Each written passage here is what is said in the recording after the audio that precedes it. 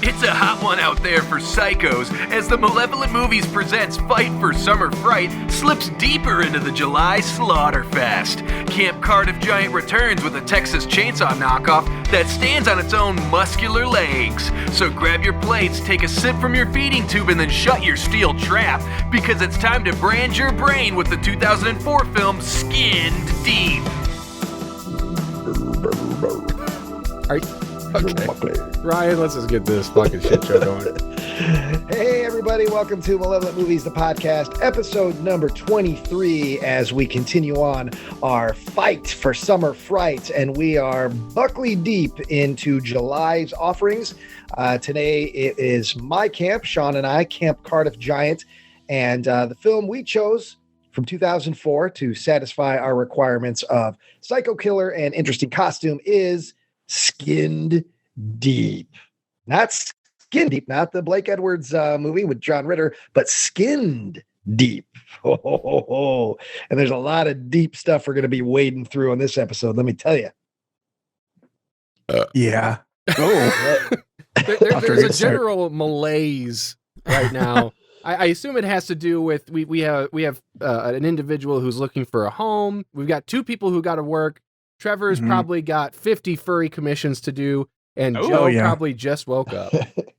Yeah, they're all going to Joe. I'm playing security guard tonight for the next week. My girlfriend's family's car washes were broken into, and so I will be sitting in the parking lot from midnight to dawn for the next week. I just found this out about an hour ago. So from dusk till dawn, you could say. Yes. So I will be bringing my copy of Once Upon a Time in Hollywood, the novel, to finish off, and then I don't know what else I'm going to do. That sounds like a episode of The Man with No Brain there, Ryan. It very well could be. Hopefully, I don't know how I should. Hopefully, or maybe not. Hopefully, there's some action. I don't know. Yeah. But part of me is like, yeah. But then part of me is like, I don't want to deal with that. I just want to sit there and relax for 5 hours. But anyway, Skin Deep is a movie that Sean and I first watched way back in the day, probably right when it first came out. And I'd kind of forgotten about it, even though it's been getting a little more buzz this summer because I guess a real nice Blu-ray is coming out in a couple weeks. But Sean had recommended it, and I revisited it, and it was a hell of a time. I have no idea how tonight's discussion is going to go. This is a juicy movie. It is a movie full of a lot of stuff, a lot of just stuff happening.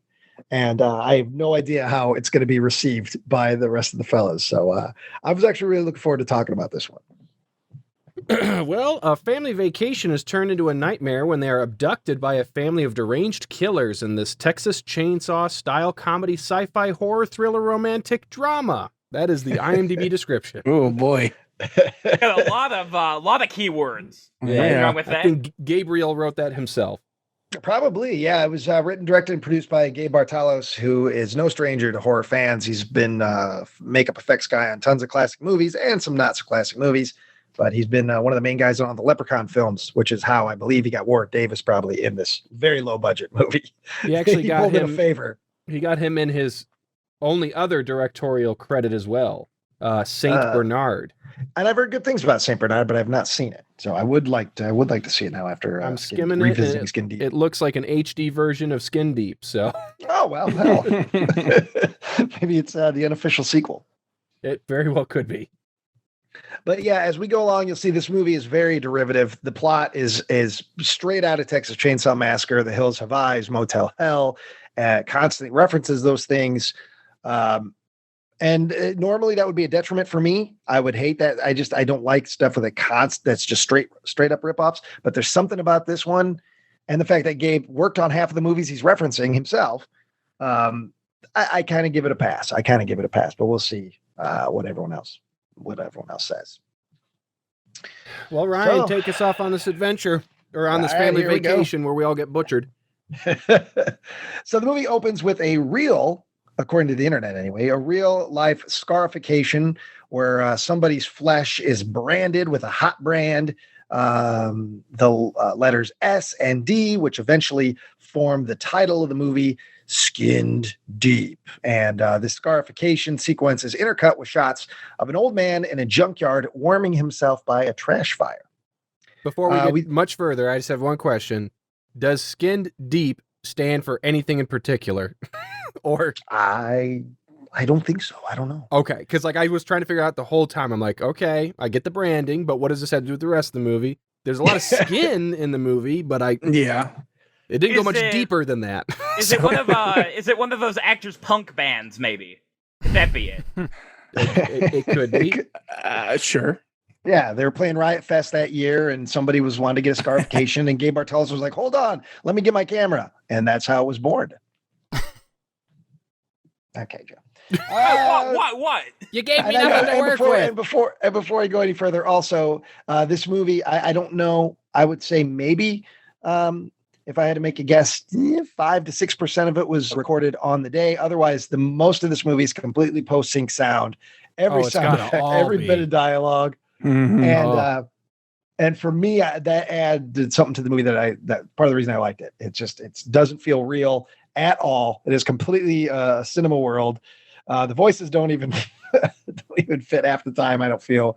I'm but, Granny. Oh, Yeah. God. Yeah. Granny's Oh. Granny's voice really fucked me up when I Oh. first watched it. It really Yeah. took me by surprise. 5 minutes, but we'll get to that. We'll get to that real soon. Yeah. But anyway, we cut to the old man who we just saw. He's driving on the highway. It's a rainy night. He's drinking a can of PBR. Because of the rain and the climate, his windshield keeps fogging up. He keeps trying to wipe it from the inside, causing him to have a few close calls with oncoming traffic. At one point, he actually yells out to a person that he almost hit head on. What'd you do? You get your license at the corner store? Suddenly, Sure. the headlights of a large truck appear from behind. It zooms up on him real fast and then rams him. It pulls up beside him, and they're racing neck and neck. Just then, very similar to Texas Chainsaw Massacre Part 2, almost identical, a large hulking man in a trench coat appears on the back of the truck. He rises up. It's a very odd-looking man. He's got goggles. He's got a trench coat. His entire head or in face, what we can see of it, looks like it was burned, Freddy Krueger style scarring, but it's like gray in color. And his most striking feature is he's got this big metal metal jaw around his face. It reminded me of the old He-Man character Lockjaw.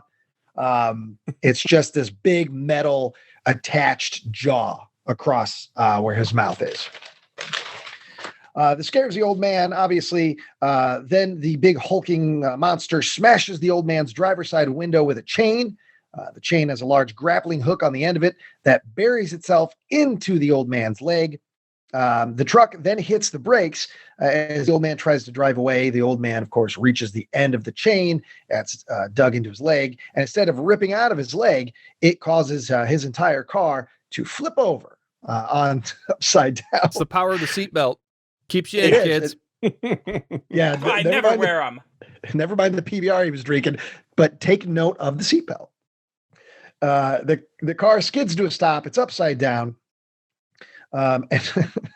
And just as we start to, the camera starts to wander around the car to see what has become of the old man, we are given shots of a muscular, greased up arm flexing.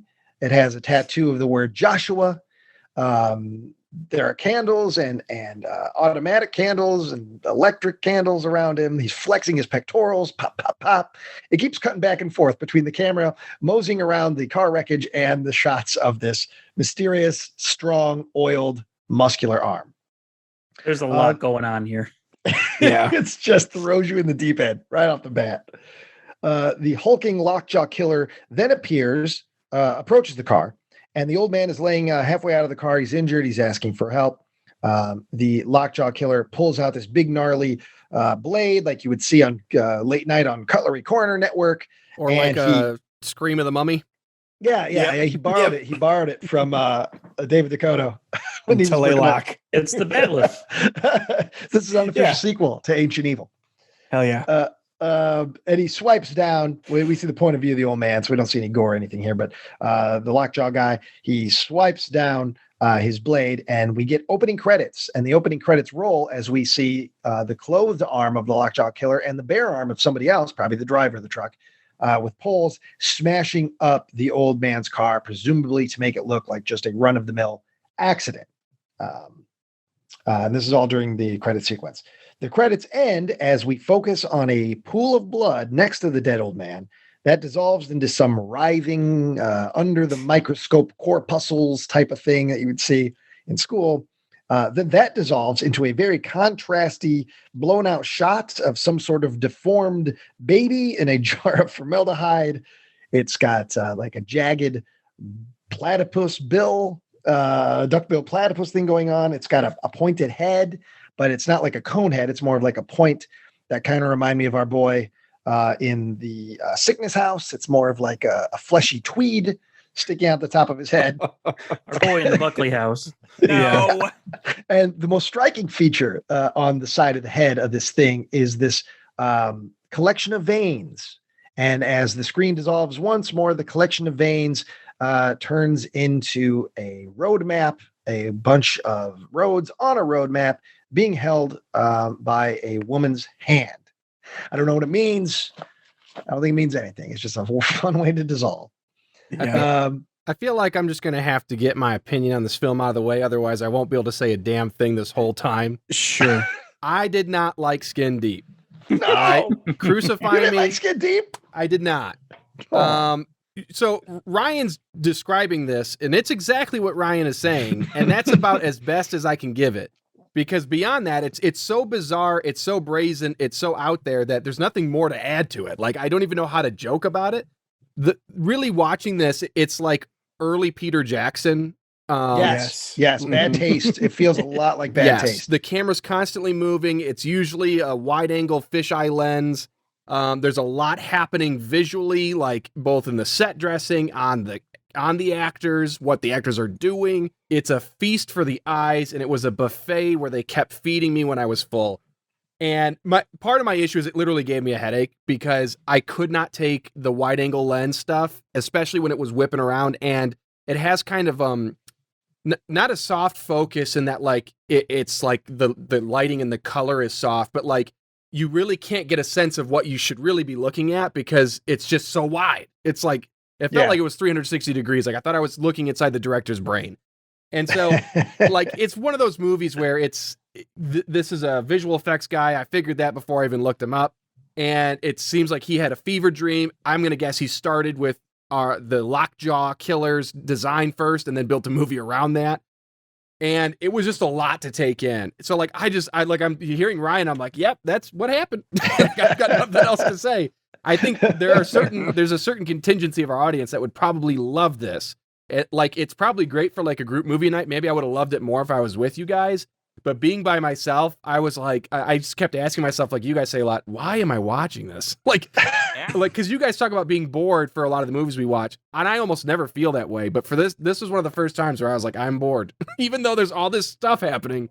I did not realize this was from 2004. Same. I thought this was from 3004. Either 3004 AD or BC. I wasn't sure which, but Yeah. it's got a look to it. It feels like it's from a different time. I mean, maybe this is what 2004 felt like. I don't know. But yeah, I mean they put their loving hands all over this lovingly made craft, and it's something. They did. I don't know. Words can't describe it, but I guess we'll get there eventually. We're gonna try. We'll limp across that finish line. This is exactly what I want. All right, so where am I at? Okay, so we find out that it's a woman holding the map. She's in a van, and she says to an unseen driver, "Honey, I think we're lost." Now we're introduced to the family. It is the Rockwells, the Rockwell family vacation. Phil and his wife, Gloria, and their kids, Tina, who is a teenager, and Matthew, who's probably 10, 11, 12 years old. Gloria has a video camera, and she videotapes Phil as he describes their journey across our great nation and kind of introduces us to the family. Phil is a goofy guy. He's got a beard. He's got a bucket hat. He is a Clark Griswold type of guy, just loving he's a real dork, real square, but he loves being on vacation with his family. Gloria is over the top, overly permed. She's rotund, obnoxious. She's not human. None of these characters are really human. They're all basically cartoons. She kind of looks like Bruce Valanche's sister. Yeah. I'm sending it would have been Bruce Valanche. I'm sending a picture of her right now in our group chat, and it looks like Bruce Valanche. Yeah. She was busy writing jokes for the Oscars while she was shooting Skin Deep. That's why she had to get killed off early because she had to go punch something up for Whoopi. That almost looks like Chris Farley just in a blonde wig. I already hit the nail on the head, Joe. No, I'm saying she does. Yeah, I know. I hit the nail on the head. It's Bruce Valanche. Yeah. Okay, that's fine. He doesn't know who Bruce Valanche is, though. Don't know of them. No, I'm a movie fan, but I don't know who Bruce Valanche is. Anyway. Here, Joe, I'm going to drop a picture of Bruce Valanche in the chat so you can see the likeness. I think could somebody take that picture of Bruce Valanche and put Joe's face on it? Yep, it's going to happen. See how similar they are? We can do that easy. Look at him. Didn't think Bruce Valanche would be part of this conversation, but goddamn, I'm glad he is. All right, where am I at here? Yeah, they goof around a little bit. The kid tries to flip off the camera. It's just a fun, old-fashioned family going on vacation, and they're having a very Griswold time. So Phil, the dad, says, sorry, Ryan. God damn it, Nick. You shared that fucking picture of fucking Brendan Fraser again. He's scary. He's scary. It was on my desktop. I thought we were doing a thing where we put in people we just put pictures in. So Phil says they're on their way to the historic old town to learn about history. As they drive on, we cut to a close-up of a pair of hands wringing out a bloody rag. Next thing we know, the family is pulling up to the site of an accident. And I'm not sure because I thought the car that flips over at the beginning with the old man was blue, and this car is not blue, but it might be the same car, and I might just not have paid close enough attention. I'm not sure if this wreck is supposed to be the old man or not. But nevertheless, they pull up to the site of an accident, and we see that the person that's wringing out the blood is a coroner because his coat says coroner on it. There's also a sheriff standing, very, very tall, very old sheriff standing at attention, statuesque, wearing aviator sunglasses right next to the smashed up car. There's some police tape. There's a lot of wreckage, blood, but no bodies. Where are the bodies? Bum, bum, bum. Phil has a conversation with the sheriff, and here is that conversation. Phil says, "Did a wild animal do this?" The sheriff says, "Yep, wild animal." Phil says, "You figure it's a coyote?" The sheriff says, "Yep, figure a coyote." Phil says, "I guess these wild animals are treacherous out here on the frontier." Sheriff says, "Yep, pretty treacherous." And then Phil finally says, "Well, we'll be careful." Drives off, and the sheriff takes off his sunglasses and says, "Yep, be careful." Now, I'm assuming this is filmed right outside of LA. Is that fairly accurate? I'd imagine so. Okay. It's a desert-esque, mountainous, because anybody cactus. that isn't the family, the Texas Chainsaw family, I just assume that these were people who had been in Hollywood for 30, 40 years. They all tend to be at least 40 or over, generally probably about 60 to 70. And I just felt like they took every line literally, not to say that they didn't believe in it. They believed in the script, but they just said everything very matter of fact. Is this, side note, Trevor, who is this? Is this the biker? That's Uncle Soup. That's Joe's Uncle Soup. I thought this was the biker from later on in the movie. I was like, wow, you found a picture of this guy. I mean, it could be him. I don't know. I just had it sitting on my desktop. Soup? That's Uncle Soup Bednar. That's Soup Bednar, Joe? Wow. Oh, yeah. It's fine. It's just pictures of my dead relatives. Oh, when you put it that way. Yeah. It's not so funny anymore, is it, fellas? No, I mean, it's a little hold on funny. a second, Joe. Not to say that it's in the best of taste, but we are keeping the memory of Uncle Soup alive. Oh, yeah. I think that's just what he would have wanted. He would have been wanted to be laughed at by millennials on a podcast. I'm not. Listen. Millennials, you dickhead. Yeah, Joe, fuck off. You're one of us. Joe. Okay, that's fine. Take one last look at Uncle Soup. Hardly knew you. Take it in. Right. Okay, but no, I don't know about the other actors, a lot of the other old actors, but Forrest J. Ackerman, who was a man who created famous Monsters of Filmland and cameoed in Spielberg's all kinds of stuff. Very famous guy for the genre. He does have a cameo later on in the movie. He's one of these old bikers that attack everybody. But as far as the other people, I don't know who they are, but they I assume that they were part of something, because there has to be a reason why the majority of this cast is old men. That's the way it should be. Yeah. I mean, that's maybe one of the reasons I liked it, because it was different in that respect. But Do you think it was written like that in the script, or do you think that's just how it ended up when they got to casting? I believe that was in the script notes. Yeah, well, like Betty, real old. Sammy, very old. Gina, you should try even writing a older. script sometime. I feel it was written in the script because it wouldn't have been something that would have happened organically, because that's probably difficult. You got to find people of a certain age, and they're all You just go to available on one this nursing home. Yeah, this is just like a field trip for them. You know, they're called the ancient ones on their coats. So I don't know. There's a lot of questions in Skin Deep. A lot of questions. That's true. That are never answered. That's important. Mm-hmm. All right. So yeah, then Phil and the family, they drive off, and Phil asks Gloria if they have any of that pudding left. A short time later, the family, they're lazily enjoying their trip. No sooner does Gloria express her excitement at, quote, all this free fun, does the van blow a tire. Phil struggles a little bit and then pulls safely over to the shoulder to inspect the damage, which he never really does inspect the damage. He just gets out of the car, looks at his wife and says, I'll go get help. The family doesn't see what happened, but us, the audience, sees that it was no accident. A barbed staff hooked to a chain had been laid across the highway, just like Hills of Eyes, just like Motel Hell. And then it is dragged off screen by an unseen villain. The family has no idea. They have no idea. Phil then walks for a little bit until he comes upon a diner. He enters the diner and we meet an old woman. I'm just gonna say her name. We find out later it's Granny. Save time. He introduces himself to Granny, tells her of his plights, and asks for a phone. Granny says, you can use the phone, but doubt you'll find an open garage at this time of day. Wait, hold on. Let's do that one more time. Start from the top, Ryan. I will be Granny's lips. Okay, the audience don't get anything out of this. It's just for us. All right, go ahead, Ryan. Tell me what you want me. Okay, go on. Well, you can use her phone, but I doubt you'll find an open garage at this time of day. I think it matched. They matched perfectly. Yeah. Yeah, this is one of those instances where the dubbing is just it's not happening. No. I honestly was not sure if this was was this an Italian film that was dubbed? Well, I wasn't sure what was going on here. I assumed it was foreign initially. Maybe like one of those weird Australian backwoods movies or something. But well, then I saw Warwick Davis doing his thing though, and wow. Yeah.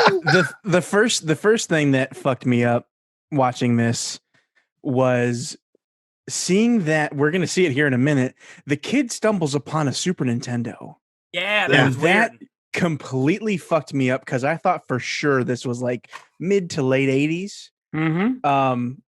And that was that. I had to turn it off at that point. It was too late. It was like 1 a.m. I was like, I just need to go to bed. That still doesn't help you place it because this is 2004. So exactly. So I knew it was later than that, and then there's the stuff with the granny and her voice is so creepy. Is that a different person? I don't know. That can't be her voice. It sounds like a little kid trying to do like an old spooky lady voice. Yeah, I don't know if that was the voice of the actress at all. I don't know. Maybe it was his mother. He was able to get her into the studio easily, or maybe they didn't. So he just grabbed some woman. I don't know. There's a lot that lends this to feeling dreamlike. There's long takes of stuff, and I only assume it's because you get a lot of characters walking or crawling places, and I assume it's because they really wanted to show the set dressing and all the work they put into making pallet walls and shit. And then, even when characters are running, I can't tell if it's like they shot this at a higher frame rate and slowed it down or what it is, but there's just something about their movements where it's like, it's weird. And there's a lot of big boys running, which maybe that's just the way big boys look when they run. But I almost had an anxiety attack. We're explosive. We can do high bursts of energy for 2 to 3 minutes, and then we get No, slow. you have never ran in your life. The only thing that runs on you is your nose. I've run into a buffet with happiness. I believe If Joe it. ever picked up speed, that would be too much inertia going. That would, Yeah. It's like Sokovia dropping from the sky. It's Yeah. the end of world event. We need Iron Man and Thor to take Joe down. It's the juggernaut. Hey, Joe, say I'm the Juggernaut, bitch. Okay. I'm the Juggernaut, bitch. You somehow managed to just fuck that up. Like, I assumed that's what he sounded like. yeah, I was just trying my best as an actor. yeah. I thought for sure Joe could do a better line delivery than Vinnie Jones, but I lost that bet too. Okay. Where the hell are we? The old woman. Yeah. 5 minutes. All right. So, yeah, she says that he doubts he'll find an open garage this time of day. So maybe it's the weekend. I don't know, because it's the middle of the day. Anyway, she then immediately, and Phil kind of goes, oh, darn it. And then she immediately invites Phil and his family to her house, which is located across the street. She says her grandson is a mechanic. Get your family and meet me over there in 5 minutes. And he does. He leaves. He says, oh, you guys are so kind and sweet down here. And she leaves. And then we get a very extreme close-up on her devious old face as she smiles and looks right into us. Yeah. We then dissolve to Phil. He's returning to the van and gets his family. Phil, 5 minutes. A lot happens in 5 minutes. The family then traverses over a hill, down a hill. I don't know how Gloria got down the hill, but she does. And they come to the house. We get a quick point of view shot of somebody inside the house watching the family through the blinds. And we get this bit where we see one arm pull down a blind, and then another arm pull down the blind, and then a third arm pulls down the blind. Is there a 3-armed man in here? We don't know. Anything can happen in the world of Skin Deep. The family is very judgmental of this house. As they should be. Mostly it's busted because of the busted up door, which looks where the deadbolt used to be. It looks like it's been broken out a couple of times. Some plywood is trying to replace it. There are scratch marks. There are rust all over this junky ass door in this junky ass house. Tina makes a smart remark about it being junky. Basically, Phil shows his displeasure at that because these people, of course, are showing them hospitality. Then Phil goes to knock on the door and finds out, oh, the door is unlocked and open. Thus ends the first part of me. All right, so I'm up next. Let's see. So, the old lady's house seems to be decorated like some kind of old-timey thrift store. There's model airplanes on the ceiling. You want to take that again? Okay, I'll do a retake. But hold on. So when the dad goes to knock on the door, it just opens. I if I recall correctly. Yep. And there's open. this. Yeah. It's basically you're seeing the dad and the family in the background. He goes to knock, and then you cut to like the door's opening, and then you just cut to this. The camera. You don't see the doorway. You're just in the house, and the old lady. You see her entire body in the frame going, "Hello." It was such a weird shot. I was like, did the wall of the house come down? Like, why is the camera so pushed in? I figured it'd be like an over-the-shoulder thing or something. It was that's when I knew I was in for trouble. When I couldn't even keep track of where the camera was. So there's model airplanes on the ceiling, a metal cowboy with a spinny spur, and a tube TV with a Super Nintendo hooked up to it. I guess people in their 70s really love Donkey Kong Country. I fucking knew it. Stop, Joe. I What? knew it. When you're watching this movie, I knew that Joe would only have something to truly contribute when it came to either the kid playing the video game in the handheld thing or the Super Nintendo. I just know you, Buckley. I know. Absolutely not. I also mentioned the metal cowboy with the weird shoes. That's also contributing. The metal cowboy. That was just describing what you see in the house. You actually had a joke prepared specifically for the video. He's doing stand-up here. And I knew it. I knew it when I saw it. And I'm glad. Okay, that's right. Well, I've got more if I can. More bits. No. More bits, Buckley. 2-bit Buckley. I've got 4 bits. Bits deep. No, you don't. The boy looks behind the corner and sees a shrine of baby doll parts and candles. The living room chairs are taped up with money, and credit cards are hanging from strings. We're introduced to a cast of wacky characters. There's the Surgeon General, an old-looking man clad in darkness and chains. There's Plates, a midget in a straitjacket. Then there's Joe, little person. What? Little person. Played by Warwick Davis, it's important to say. That's a pretty big sticking point. I do want to interrupt because Joe is not going to do this introductory scene justice, because there's so much that happens in here. The characters that we see, if Joe does not describe them in detail, even this room which sets up this weird lavish world, which I love that aspect of the movie. I'll say that much. It's a delight to look at what they did for this family, the people and their home and everything. But don't do a disservice, Joe, because there's a lot to take in here. I understand. Yeah. What it looks like they like furnished their house only with like things that they took from people that they've killed. So it's just like a weird mishmash of like different shit that's just all crammed into a house. Yeah.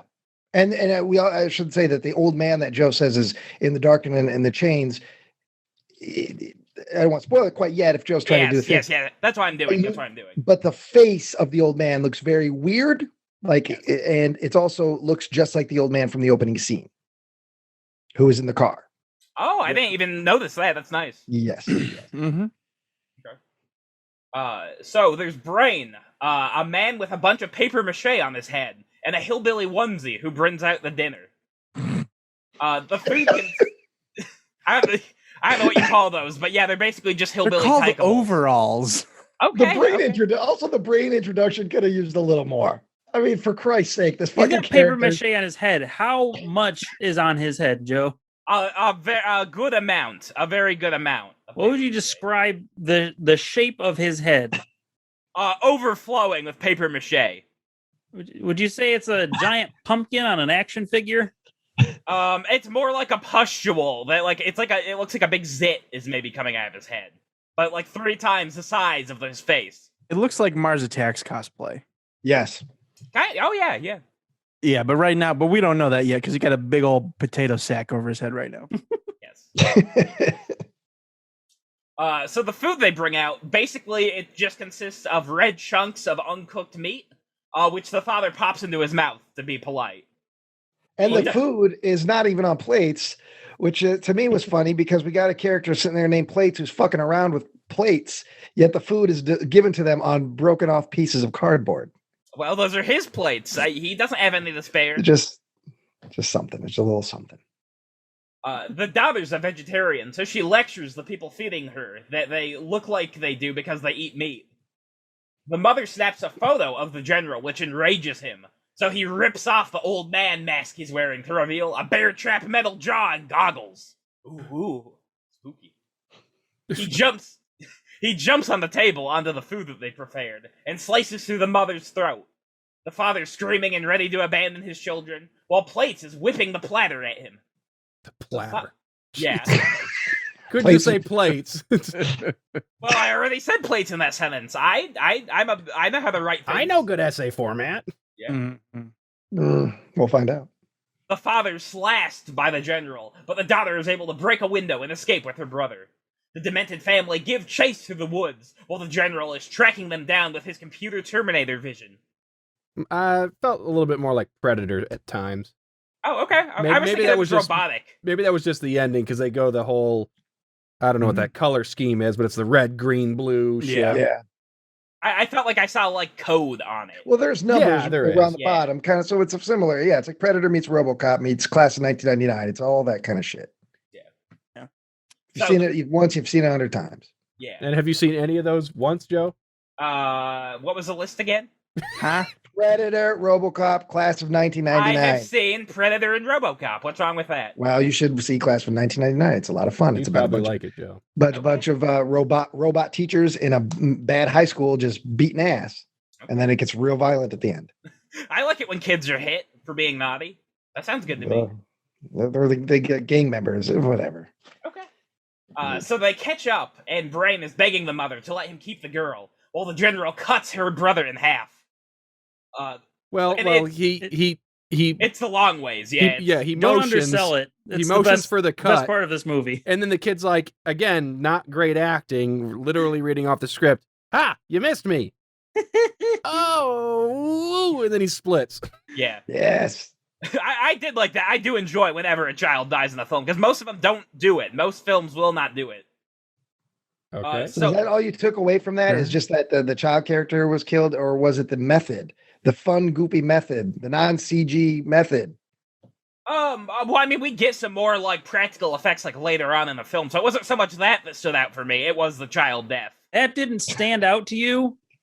I've seen that cut in half a vertically. boy cut in half hot dog style. I know. Yeah. I've seen that gag in like several other movies. After expelling a full Oh, sentence. he's seen in other movies, Nick. No, Nick, don't waste it. He's seen other movies. Don't worry. Fuck you, I'm Joe. just saying. I'm just Fuck saying. you. It's one of those episodes now. Fuck you. Okay. And Joe, he's the Joe Buckley surrogate. He's the kid who's, doesn't give a shit about anything but the video games. He walks into this busted down, stinky ass house with his parents on his vacation, and he's more interested in the Super Nintendo on the floor. Yeah, where's that was Mario you. All-Stars, Mom? That was you, Joe. You died. You just died in this movie. Well, you know what? That's fine. That's completely fine with me. So Brain takes the sack off his head, revealing a huge noggin and blindfolder with it.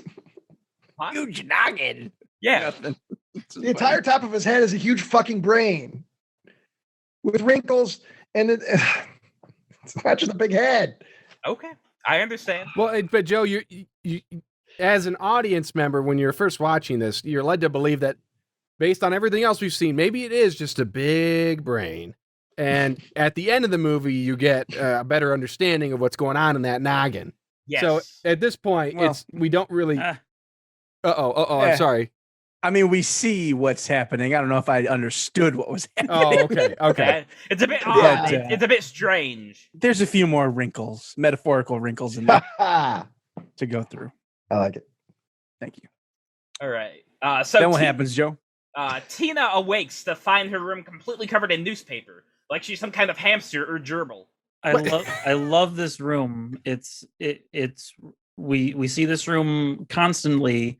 Mm-hmm. And just the more details you see in this room, the better it gets.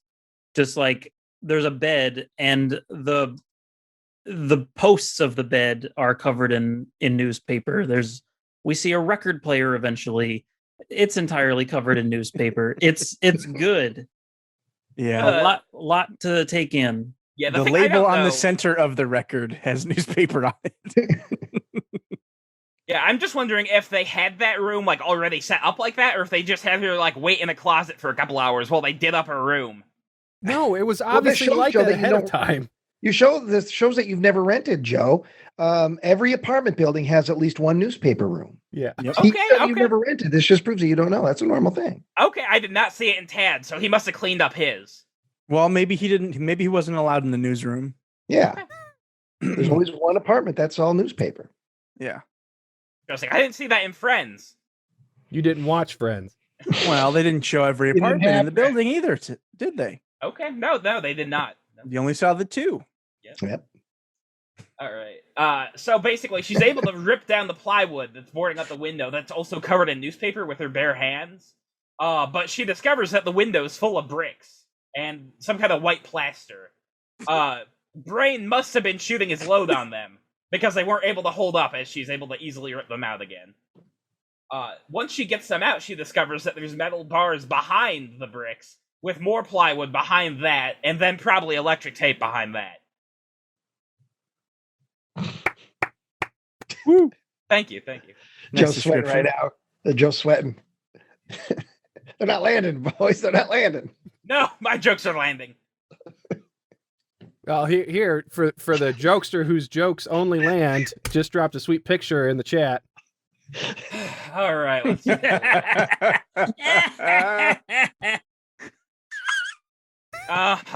yeah, no, thank you so much. It's That Buck definitely looks Valanche. exactly like me. Can we put this as like the banner of our Twitter or something? Yeah. That's the most hideous fucking thing I've ever seen. Maybe we could Just make that our profile picture on Twitter now. Replace the amalgamation. Yeah. We can make it a meme image, and they can say like when the beer goggles wear off, and this could just be the picture behind it. No. Oh, that's wonderful. That is so wonderful. That's vile. Oh, God.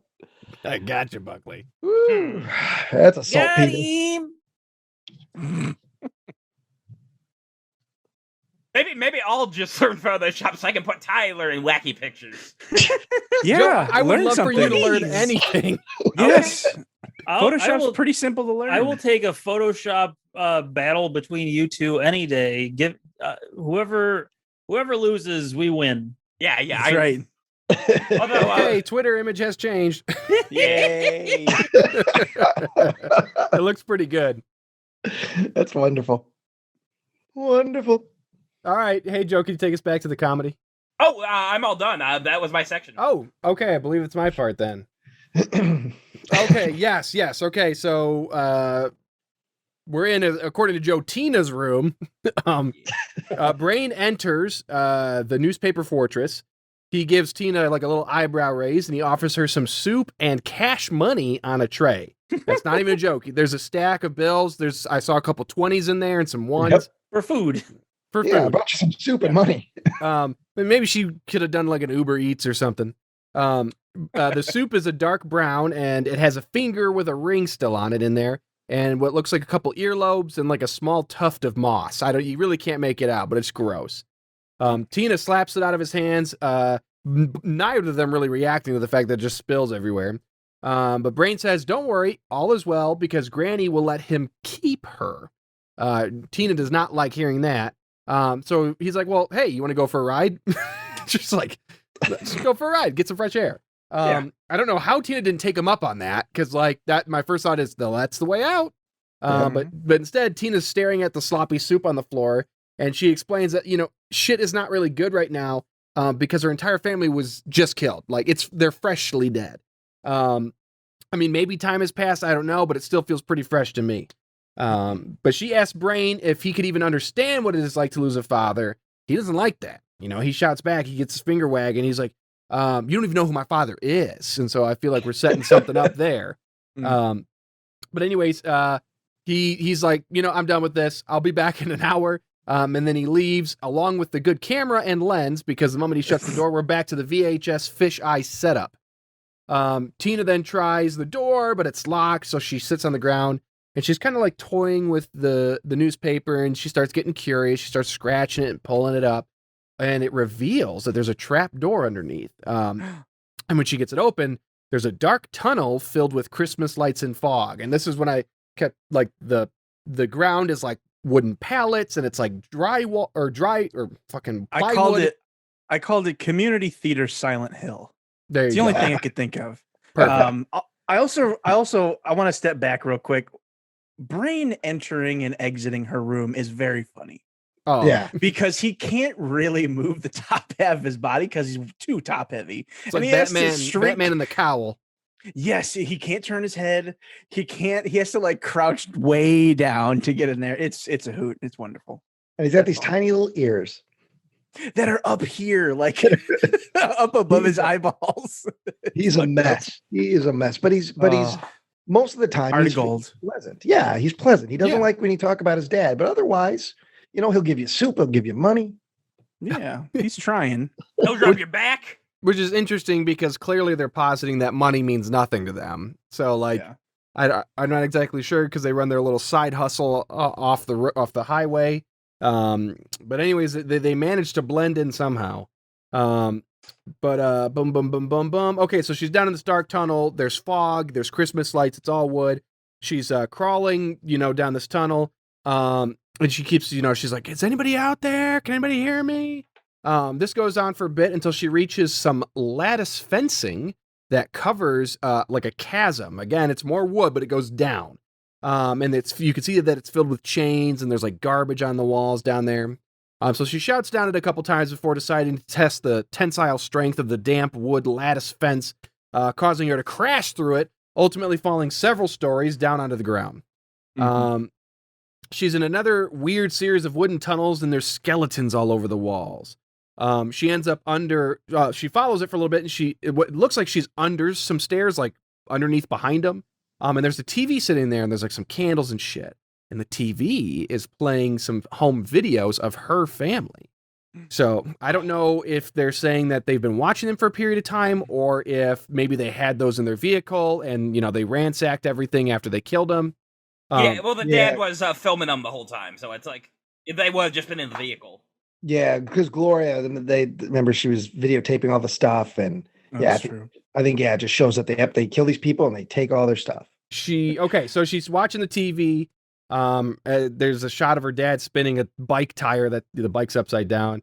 And she weeps at the idea that what she is watching is so art house and obscure that Joe Buckley would surely need to download it and yet never watch it. Yeah, this is definitely... I actually saw this footage on the list of the top 1,000 films ever made by outsiders. So this is definitely going in my Plex after this. Yeah, did you find an open mat version of their home videos? I've been looking for one. Yeah. I'm Russian. It's on the Russian torrent site, so I'll be downloading that later. Yep. Gotcha. All right. Anyways, cut to a vicious biker gang comprised of geriatrics riding down a California bunch highway. of rough dudes. Their gang named the Ancient Ones. The logo features the skeleton of a buzzard holding an hourglass. These are some tough dudes and ladies, or at least one lady. Well, actually, there might be two, but one of them is not there. She's busy cooking chili. We cut to a shot of Granny watching them on a camera as they pull up to her roadside establishment. I couldn't really figure out what was going on. Like, she serves coffee, but also it's like a diner, but also it looks like something you'd find at like the beach, where you can go get like a corn dog and stuff, but like a convenience they'll microwave store. a hot pretzel for you. Yeah, it was just as messy as the house. Yeah, it's just a place. It's just a shop. Yeah. Anyways, they hop off their bikes. They walk up to a picnic table. Granny walks out with a single coffee pot. It's not even a quarter full. She jingles it around and says, "Hello, my weary travelers. What will it be?" The leader of the group, named Grain, he goes, "Coffee. Make mine black." It's very weird. Yeah. Granny then walks up and pours out coffee into a styrofoam cup held by another member of the gang. Like, apparently he brought his own because she didn't give him a cup. He just had a styrofoam cup with him. So, anyways, I don't know why I'm hung up on that. She asks if they're from around here. He's on a fixed income, so he probably carries that with him because he knows any place he carries his cup. Yeah, he knows that he brings that cup into any truck stop. He can be like, "Oh, I'm just getting a refill," and they're not going to question it because he's one of the Ancient Ones. First of all, they're not going to fuck with him. But second of all, like Santa Claus. Yeah. As well. Would you upcharge Santa Claus for a coffee beverage? I would never. A coffee beverage. He's hundreds of years old. He can afford it.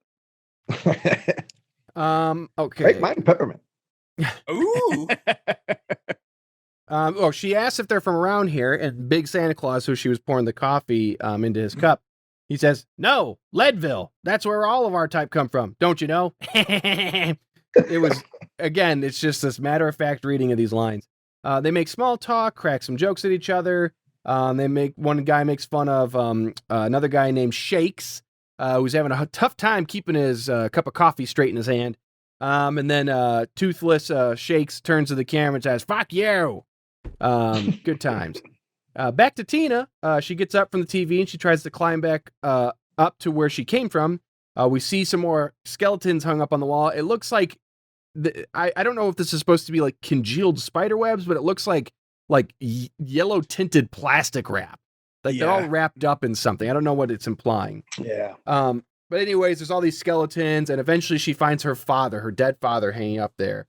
Even though his eye's twitching. They had the actor ask him to stay, freeze, but he couldn't do it. Anyways, this causes Tina to gag, and she vomits onto the camera lens. Puke scene. Yeah, and then she finally gets out of the hole. We're back to the biker gang. They finished their coffee. When the only member who is not mic'd receives the most delightful of beeper messages. I say he's not mic'd because you can barely hear him. I had to turn it all the way up, but he looks at his beeper and says, "Miss Murphy has the chili on. 20 minutes. Let's go." So they all get up except for Grain. Grain is kind of, he's the first one to talk. It seems like he's the leader. But he decides to stay behind to enjoy the coffee and the sights. And then he gives Granny a little look. And then I dug through the IMDb credits. I think I've got the right name. But there's a woman who's with this group. She was riding in the sidecar. of one of the vehicles, and I believe she's Shake's lady. But Yeah. in the credits, she's Miss MIA. Yeah, man. Normally I'm all over getting the names right. But as far as the bikers are concerned, and then later on, these guys in the pickup truck, I gave up. I knew Shakes because he's shaking. Yeah. I didn't know Grain was Grain. I love that he has a name. And I assumed she was Miss MIA. And then I assumed Jed was the guy at the very beginning of the movie, because it looked like on IMDb the credits were like an introductory, like the first one. And then they do reference Pigpen specifically too, and because it's salmon, because the guy's got a salmon colored shirt. Yeah, somebody's name that they just made up on the day. The guy will call you salmon because you got the salmon colored shirt. I assumed it was just because his breath smelled like salmon. Well, maybe they had good salmon on the craft services table. It's a smell-o-vision. Yeah, Salmon Warwick chili. Davis on set, man. You got to have good stuff. So anyways, we're back to Tina. She's taking a moment to rest when she can hear the motorcycles leaving above her head. It's revealed that she's under the road because they drive over some boards covering up her location. She crawls up further and she exits through another trapdoor that leads into the convenience store, diner, rest stop area. And she busts out of the building where Granny and Grain are chatting. She runs out and she calls out Granny and her family. She says that they're monsters. They butchered her family. She's talking specifically to Grain because, she knows that Granny's bad news. But despite Tina being perfectly clear, Grain asks her, "Who's the monster here?" Causing a gust of wind and slow motion to whip up into Tina's face as she shouts, "Her," while pointing at Granny. That part I loved because it made no sense other than a creative decision, and it was tremendous. But anyways, the camera flies up to Granny's face and she gives like a little smirk. And then Grain, totally put off by this cock-blocking, blood-covered teenager, says fine, he will call for help, but winks at Granny. Granny then backs up to the shop window and she hits a buzzer hidden under a counter. And that's where my part ends. That's where my part begins. Ooh, welcome back, Zach.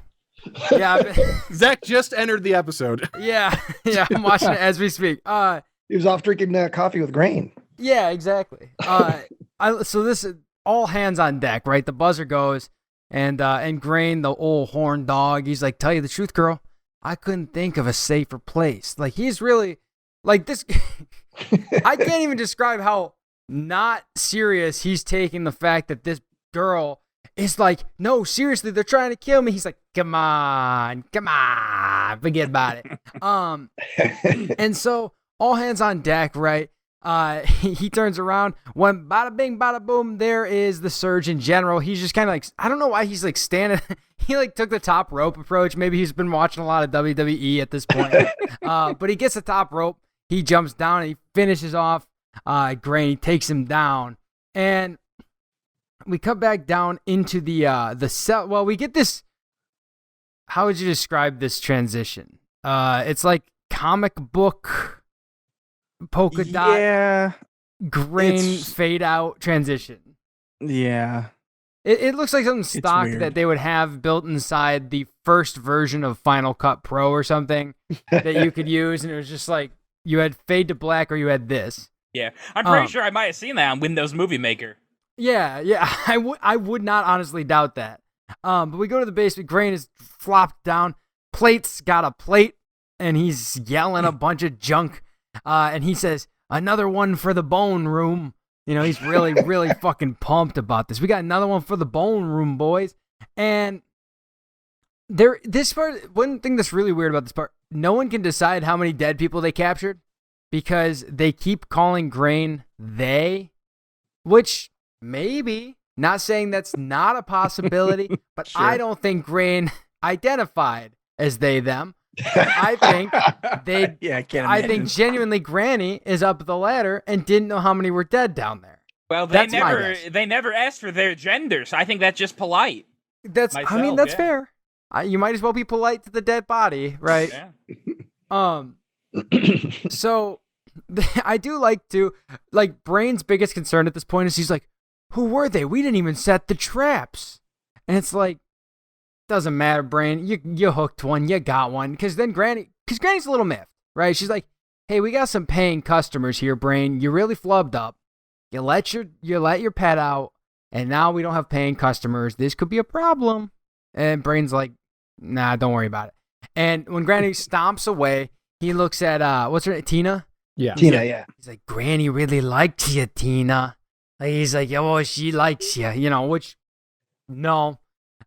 Brain misread that one on the, like, I don't think he read the situation properly. But then, one of the weirdest things to me, there's a lot of weird shit. I'm going to say that every time I start a sentence is one of the weirdest things. So, Brain goes to put a collar on Tina, a blue collar, and says specifically, he's like, we just got to put this on you until we get away from Granny.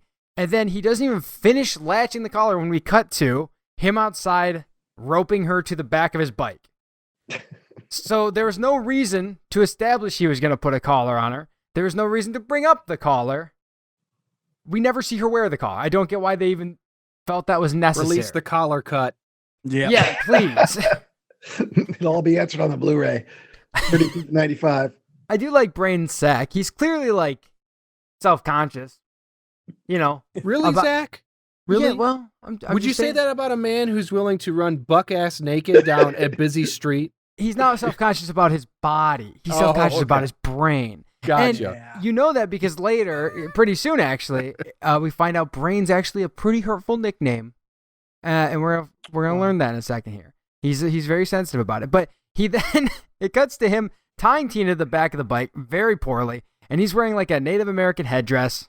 Well, like a homemade one with the beads. It's got a bee on it. It's got some yeah. beads and some feathers. The number of feathers does change throughout the movie. It's kind of like a big thing later. Well, it's got a bee on it, so you know it's his. Of course. Yeah, it can't be plates. That'd be a P. Or a picture of a plate.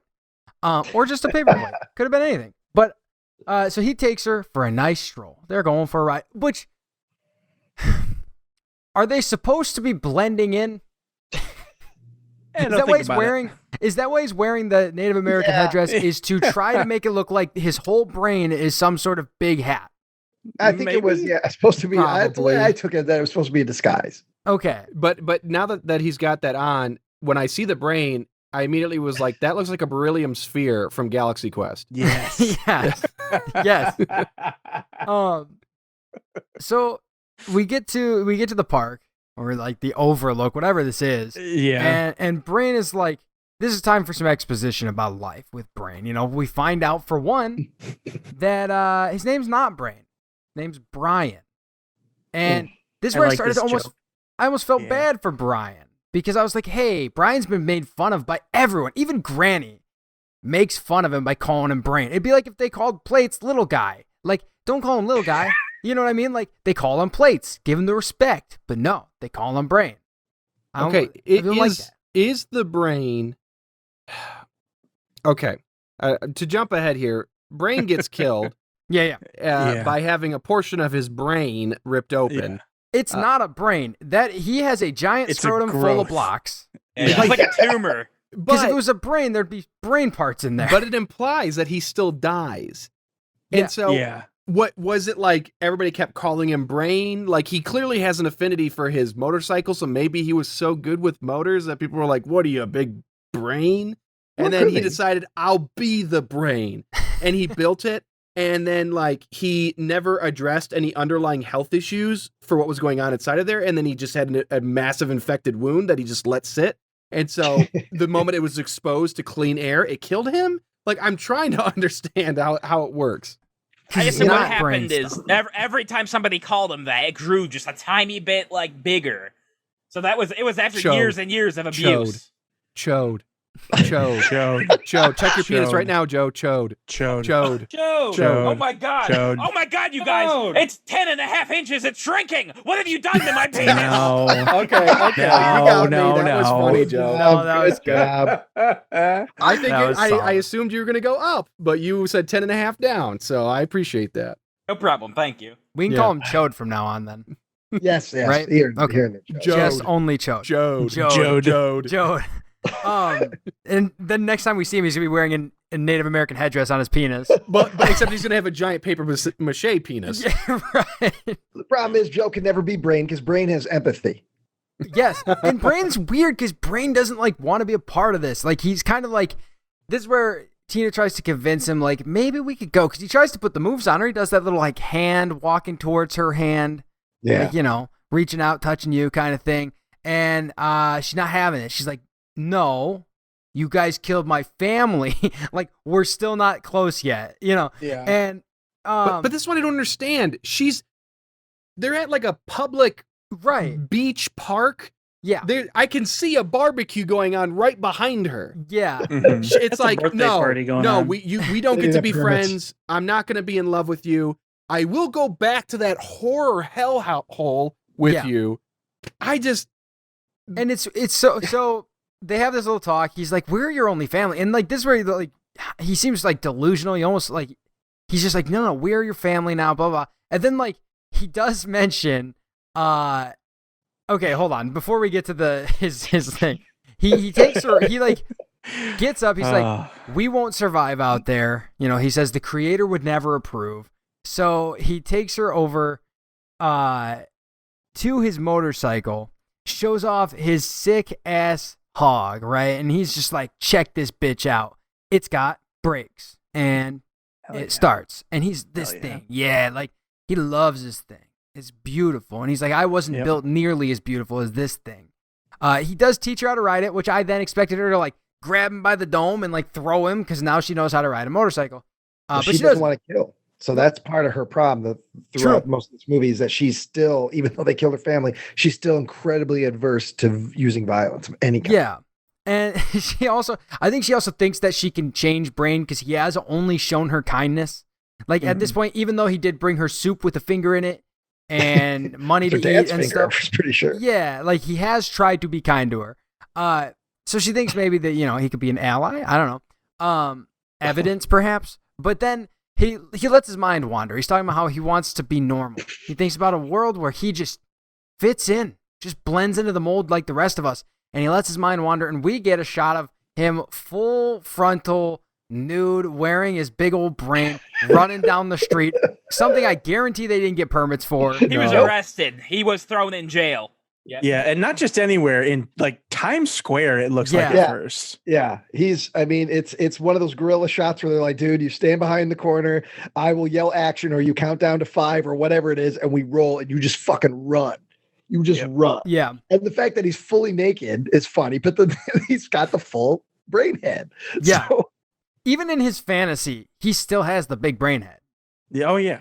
You know, his balance is incredible. Seriously, though. And he's got some thick cheeks, too. I do like that he wears boots. Yeah. Like, of course. Good for the feet, but still, I don't know why it's just weird. There's just too much gum like on the streets of Times Square. You would never want to step in it. Yeah, that's fair. Draw the line at that. The actor draws the line. He's like, look, I'll run down naked. I'll put the headdress on, whatever. My wiener will flap. But I'm not stepping on any fucking syringes. And my feet are real tickling. So I need to wear shoes. And they're like, all right, fine. Compromise.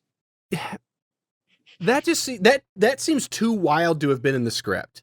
Like, that feels like something that, like, on the day, they made a joke about it. And then they were like, well, should we do it? Right. We could probably just. Because why? Like, this movie, the concept here is that you're supposed to be shocked by everything you see, whether it's because it's meant to be disgusting or it's meant to be interesting. And yet I was still shocked again by seeing a full-grown man naked running down the street. I almost think it'd be more effective if he was sitting down at a nice dinner in a tuxedo or something with his big weird-ass brain. Like, it's more effective about his character to be, like, actually reminiscing about real life than this. Like, he can do this. There's nothing stopping him from running around naked on the farm and plates is like just throwing plates at his willy. Like, he can do whatever he wants where he lives. I don't understand why this is his like expectation of reality. Well, that shows you how far removed he's been. I suppose. He thinks that blending in means you can just run around naked. He doesn't even know the social constructs. I've seen businessmen do that before. So Brian, he's having his fantasy. Then we cut to the restaurant, and it's at night.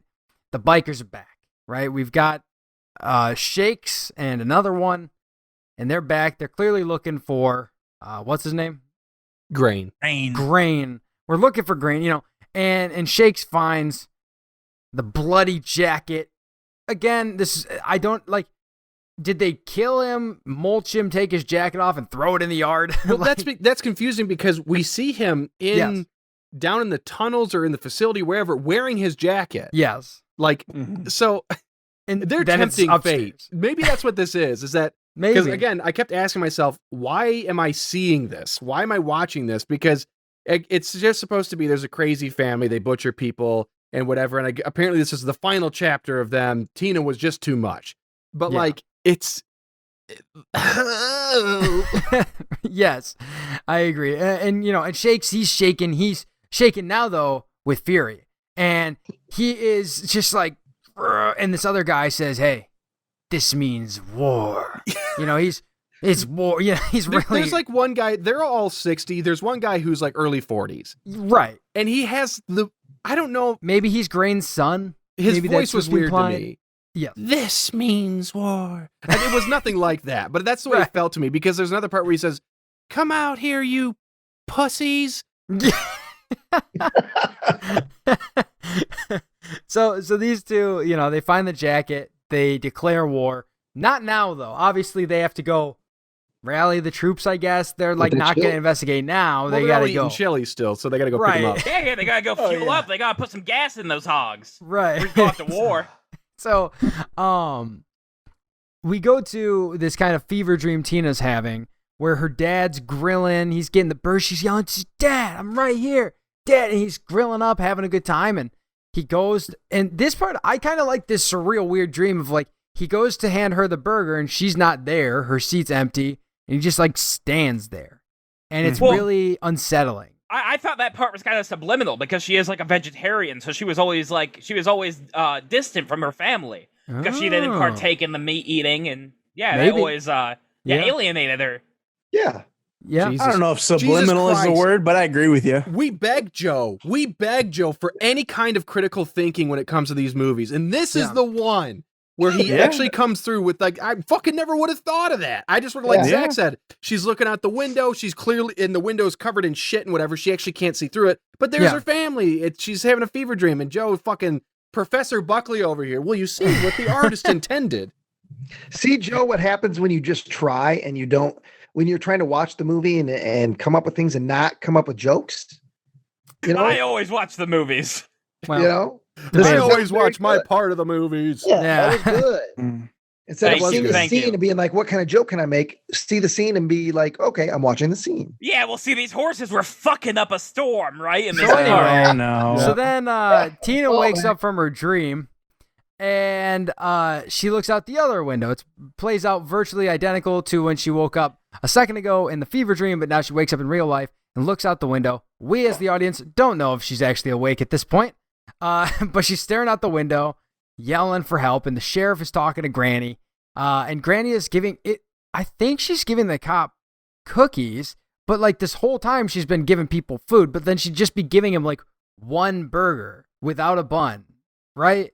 And that's weird. Not the weirdest thing that happens in this movie, but that's really fucked up. Like, no one just gives someone a burger. So I don't know. It's really not important. But the cop walks away, and then Granny like menacingly looks up at Tina in the room, and we get to this montage of the family getting ready. What are they getting ready for? We don't know at this point why, but you got everyone doing their thing. Surgeon General, he's sharpening something. Brain is making a helmet, like a medieval helmet. One. Yeah, like a big fucking helmet. He's got like the whole like front piece that closes everything. It looks like it's made up of different medieval helmets. Oh, it is. Yes. Yeah. Amalgamation that he had to make. Because the best gag of the movie comes from that, in my opinion. And you also have plates sharpening his plates. Which, of course. I mean, I love it. I was gonna say plates is he is a strong part of this movie.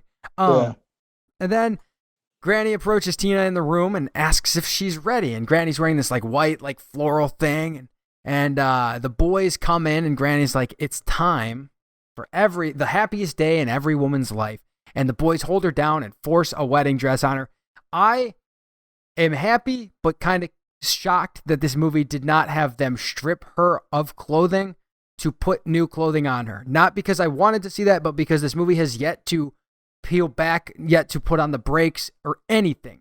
And there's nothing there. They have this weird moral that I appreciate as a viewer, where they did not take off clothes from her, even off screen.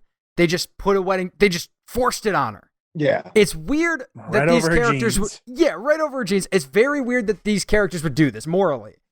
People who cut people up, eat people, like, it's strange. It did elevate, even, I don't even care about the characters, just it elevated the filmmakers in my mind that they avoided it. Yeah, like, they've already had they had full frontal brain. They chopped a boy in half, and they said, "Hey guys, let's not be gross." Which I agree. Was fine. Yeah, I agree. But it it was at this point in the movie. Like, this movie's freaking 46 minutes in, and I'm like, "Huh, weird line for them to draw." I'm happy again, but weird that they did. Hold on a second. I agree. Mm-hmm. But there is a moment, because I was letting my Plex run. There's a moment coming up here that very bizarrely does introduce some nudity. That I still, the projector in the truck bed. Oh yes. Like, we'll talk about that in a minute. Fucking Don't worry. Weird. We will talk. Yeah. It's so fucking weird, and it's just people doing things. I don't know, but maybe it's that subvert your expectations thing. Maybe it's we're not showing you nudity now. We're saving it for later. Also, and I also don't want to spoil it, but we also, most of these characters aren't human. So they're not going to have human, desires in the same same respect. But then again, I guess that's true. I guess that's true. I mean, I assume the directors didn't have any intention to do. This wasn't that kind of movie, right? Wait, what? But robots. Oh, yeah. We'll talk about it. We'll get to there. We'll get to that. I think the proper term would be cyborg. Well, cyborg, android. Yeah. Living tissue of a skeleton or whatever Arnold says. I mean, I know enough about Locutus to know a Borg when I see one. Love the deep shit. Love the deep. They're working on getting her all dolled up for her day. And this is when Brain shows up in his little baby coat. Obviously, they didn't have time to get to a tailor. He's just wearing like this very small black sports coat. He's a little bashful. Over his coveralls. Yeah, over his coveralls. He's a little bashful right now. That's the only piece of clothing he owns. I wouldn't doubt it. I would say most of the stuff they own, Joe, is probably stuff they've taken, like you said earlier, they've taken from people. Yeah. So that was probably some. I agree with that. I do like that he has made that point already, so he's like, I don't want to think about that again. Thanks for the kudos, Ryan, but I would prefer we move along. Yeah. Joe doesn't want to talk too much. Blast to drink. Yeah. Joe doesn't want to talk too much about Brain because he knows that actor had more courage than he did shooting Butcher the Bakers. Because that guy, like I said, he was thrown in jail. He was beaten within an inch of his life. A sex offender. Imagine the publicity we could have gotten if you were thrown in jail and beaten for doing that shot. Yeah, but was he beat up in jail, and did he have to register as a sex offender? I have no idea. Exactly. So you just made that up. Okay. That's a weird thing to... All right. So then Brain pulls out some lipstick. They prop up Tina, and Brain applies some lipstick. Admittedly not very good, probably his first time. Also, she's struggling quite a bit, but he does a poor job. He gives a thumbs up anyway, and they pick her up and take her out because they've got something big planned. Again, with subverting expectations, we'll find out. If you thought it was a wedding, you're an idiot. So, someone else is up next. It's me. All right. So, oh boy. So we're into Mad Max territory now. Yeah. Mad Max Dumpy Road. So we see a warbly image that it took me a couple seconds to realize is a dirty movie. Looks like the world's first porno ever shot. And it takes by a the minute. Luminaire brothers. Yeah, it's not the Luminaire. God damn it, Joe. By a Buckley great grandmother. Yeah. Yeah. There she is. Grandma soup. But we find out that it's five big boys tearing ass down the desert road in well, the pickup truck. Four big boys, and Larry finds great nephew. Yeah, I called him Skullet the whole time. So we got that was the dude for horror fans out there that love the movie, the cult hit Spookies. This was the dude from Spookies who gets his stomach sucked out and playing with the puppet by the Spider Woman. I believe he's a friend of the director, but I think this is the only other movie I've ever seen this guy in. So I was shocked when he showed up. It's like somebody from your past showing up. We're like, that guy can't be real. He was from Spookies. He's a real actor. Yeah, but yes, he looks like Larry Fine's Skullet brother. Yeah.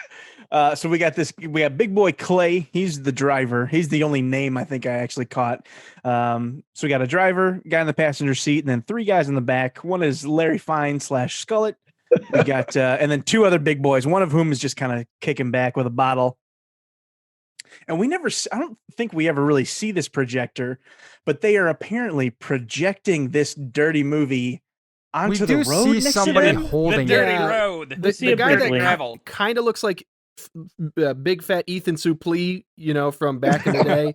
Yeah. He's got it like tucked in his arm, and like him and Larry are like, "Whoa, look at this! You see this?" Like as if just set it down on the truck bed and project it on the back of the Wouldn't bed you or also, something. Yeah. Is it battery powered? Yeah. How are Wouldn't they you running think this that you thing? need power Shut for up. this thing? Shut I'm up, just Zach. fucking. The sun is out. How is this working? I don't know. It's a How really many lumens crazy you got in day. that thing? Well, These yeah. guys are fucking crazy. This is a crazy party because they have some gold in mind too. Because Well, they're counting down. They count down like 5, 3, 2, 1. All right, 24 hours. Like 24 I don't know. straight hours of doing this, I guess. driving and showing the porno. I mean, that's a thing. I guess if you're on enough drugs, you'll do anything for fun. But I guess. Sounds like a good weekend to me. Yeah, you and Tad edging for a weekend, Joe. Oh God, 24 hours. We made it, bro. Hell yeah. That's mouth. Oh Jesus! All right, we'll have to anyway. But then we see the boys, the other boys, Surgeon General, Brain, and Plates. They're in another truck, and Tina is strapped to the front, just like Mad Max. Yeah. And the big boys, and Plates in the gang are like playing chicken with the big boys in their truck. And Clay, the driver, he's kind of into it for a minute. He goes, "Oh yeah, all right, yeah, we're playing chicken, okay." But they get closer and closer and closer, and then they notice that Tina's strapped to the front. And they decide not to do it. So pull over, or pull away, or whatever. And it cuts back and forth between the two of them. Plates is very hyped. He's screaming, "Come on, let's go!" But they don't want to hit Tina. As they pull away, it's kind of hard to describe without showing it, but like as they pull off to the side and lose the game of chicken, Brain and the boys kind of pull up, shoot past them, and Plates starts throwing plates at them. Well, and this is where the plates are CG plates. Yeah. I was so weird. I was so not expecting any digital effects. Yeah. That I was blown away. I was like, look at fucking Warwick Davis. Boom, boom, boom, boom, boom. The first plate throw where it goes like right next to the camera. I was like, yeah, holy shit. Yeah. Yeah.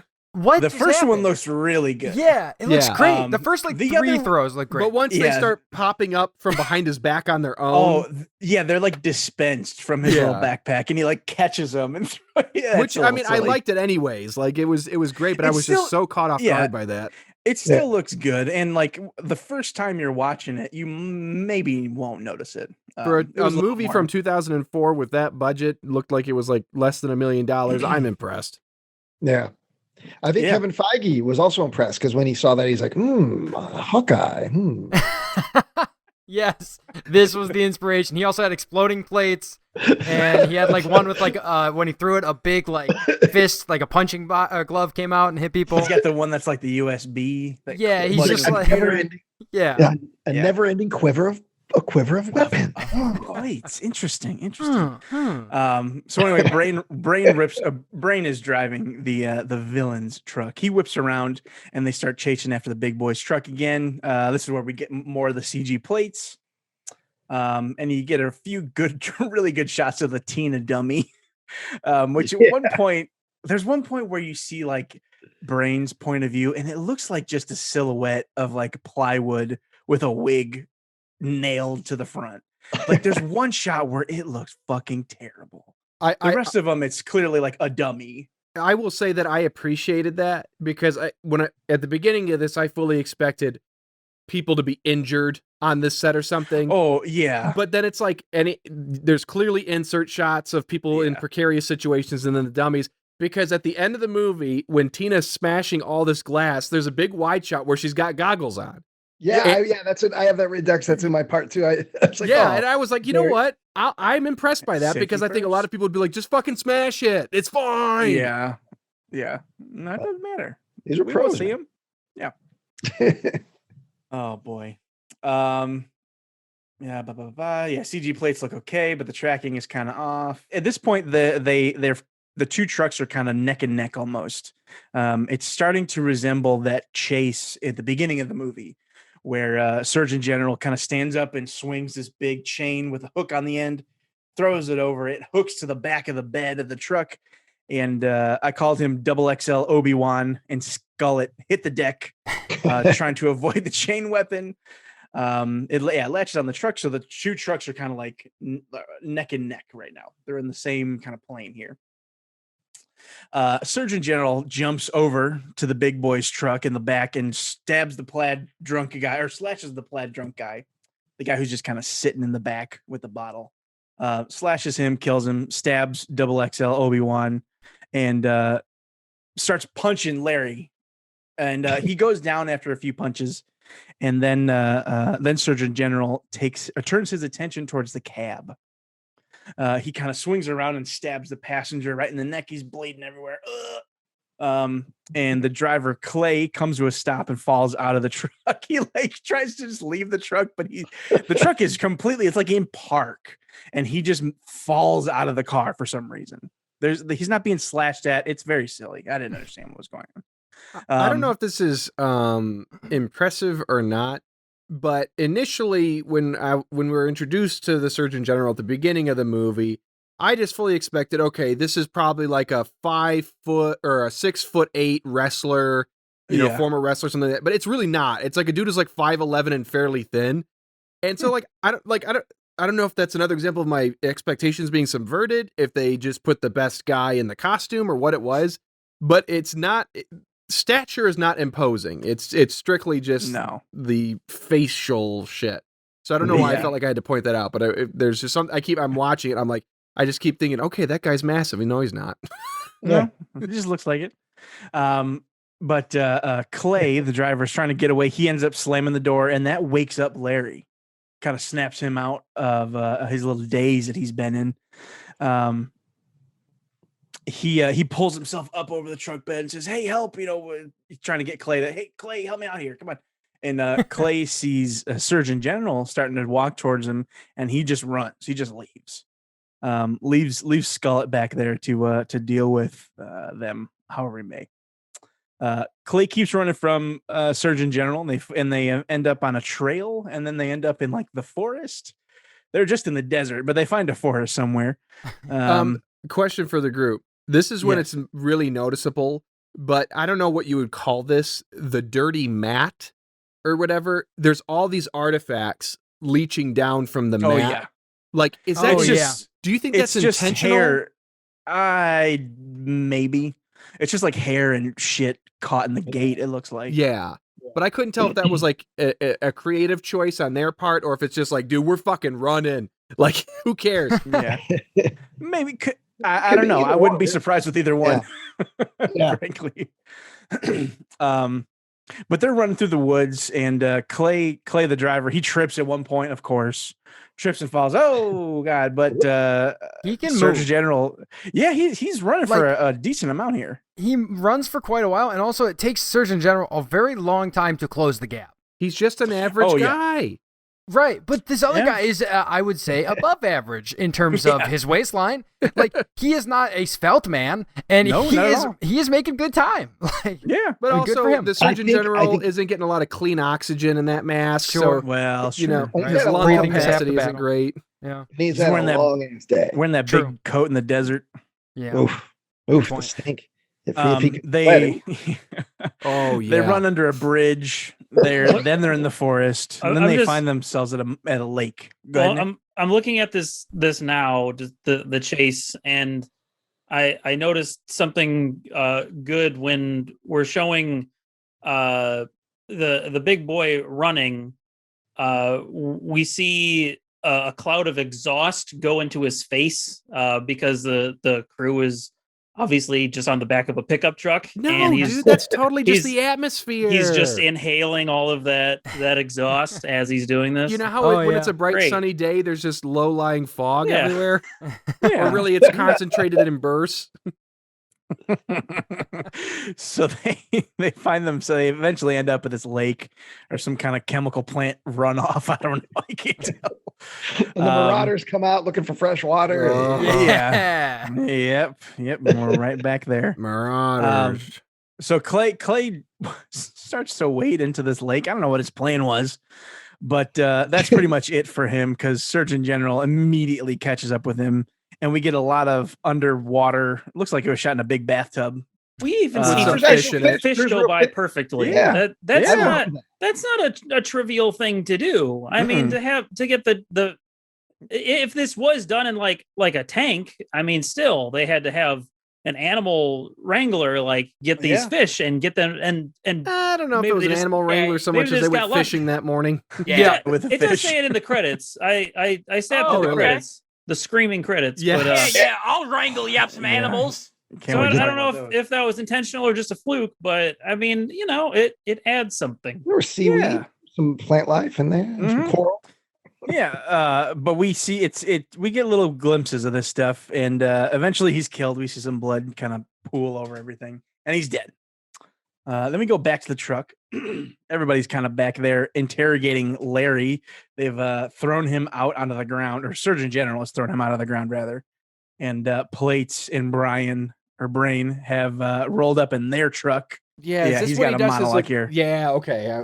Oh, I've got it here. Don't worry. So Plates jumps out and steps onto Skullet, puts his foot on his chest and says, I don't think I have the beginning of it, but basically he goes on this long. Oh, hang on a second. I'm playing it against here. But he's talking So about he the says- porcelain. He says, if this porcelain, it's like a society, every molecule an individual, like me. But when you divide, a structure takes shape. For distributing the structure takes shape for distributing organic nourishment.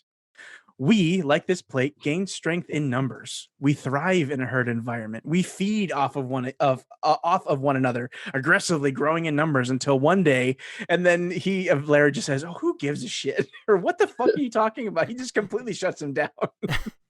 Which is good because he was just babbling about plates. There was no point being made. He really likes Yeah. plates, you guys. Yeah. But that's what I like about him. Like, I wish there was more of that because you get another moment later when he's fighting Shakes, where he Yeah. kind of goes off on this, like, there might be something intelligent here, but he has to weave the plates into it. And that's what causes the problem. Yeah. It's like if at the end of Blade Runner with the rain and the tear in the rain, but he just Yeah. kept saying, and God dang it, are we just dang androids? Aren't we just androids? in It's this just dang plates in movie? the rain. Just plates Yeah. in the rain. Like, just plates in the it's all dishwasher. frisbees That's in all the it rain. is. Like, Yes. it's just so on the nose. Plates. Yeah, while Plates is doing this, Surgeon General goes back over to the truck and cuts Tina down from the front of it. Brain sees this and isn't too is kind of upset about this. I assume we get like a POV shot of through his giant armor thing, and he steps out of the car, and we finally get to see this giant cobbled together medieval helmet. And he's like searching around, and he lifts up a flap on it, and it says "wrong" underneath. It's like For IKEA, no like reason. that. Yeah, it's like IKEA. That side's just like assembled, fucked up. Yeah, and it's just, it was so silly. It was something I didn't expect in this movie, and I think Very it was my favorite bit in the whole thing. It's very good. Yeah, but then he pulls up the real one. He pulls it up, and he's able to see. And Brain is pleading with Plates. Surgeon General is like taking her over to Larry and Plates. Larry's like on the ground bleeding, and they're trying to get her to do something. There's a lot of hubbub. Oh, it's time. Brain is pleading with them, say, hey, she doesn't have to do this. You're going to ruin her. But Plates starts gathering up a bunch of dirt in his hand and puts it into Tina's hands and has her fill his mouth, Larry's mouth, with dirt until he's dead. I watched this twice because I thought that they had like forced her hand onto his throat to struggle. Because I'm like, people don't just die because you poured sand in it. Like they could spit sand out. Have you not done the cinnamon challenge, you dickhead? It's impossible to breathe. They take a teaspoon of sand, shove it right in his mouth, and he's dead. His head explodes. Well, I feel like they cut some out because they show her pouring a fistful of sand into his mouth, and then it kind of cuts back, and it looks more like his mouth is entirely filled with sand. Yeah, and he's suffocated. But he couldn't died he breathe real through fast. his nose? Yeah, right. Not I a feel lot like he of, can still breathe through his nose. He has a deviated septum. Well, that makes sense. Because they were doing all the cocaine for 24 hours and watching weird porn in the back of the truck. Right. You got a Lego stuck up there. Look at this dude. Is that a healthy looking guy? No, fair enough. Come on. Yeah, Tina looks up at the camera, looks up in the sky, yells, "Why?" And Plates is just spinning around like a little kid. He's super excited. Incredible. And yeah, we tilt up into the sky. There's a crossfade, and that's it for me. And here we go. So then some time elapses, and we're back in the newspaper room. Brian enters, and he sees Tina, right? Tina? Yeah. Yep. Tina, and she's got a smile on her face, and she looks almost happy to see him.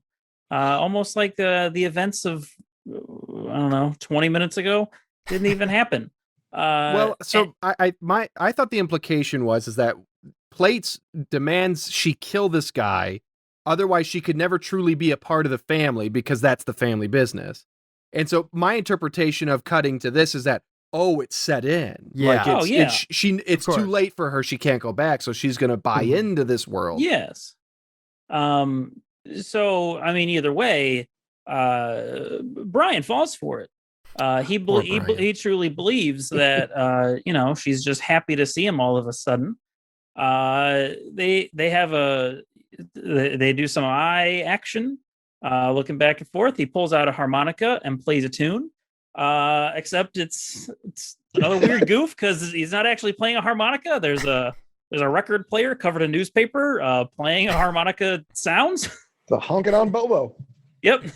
It's a goof.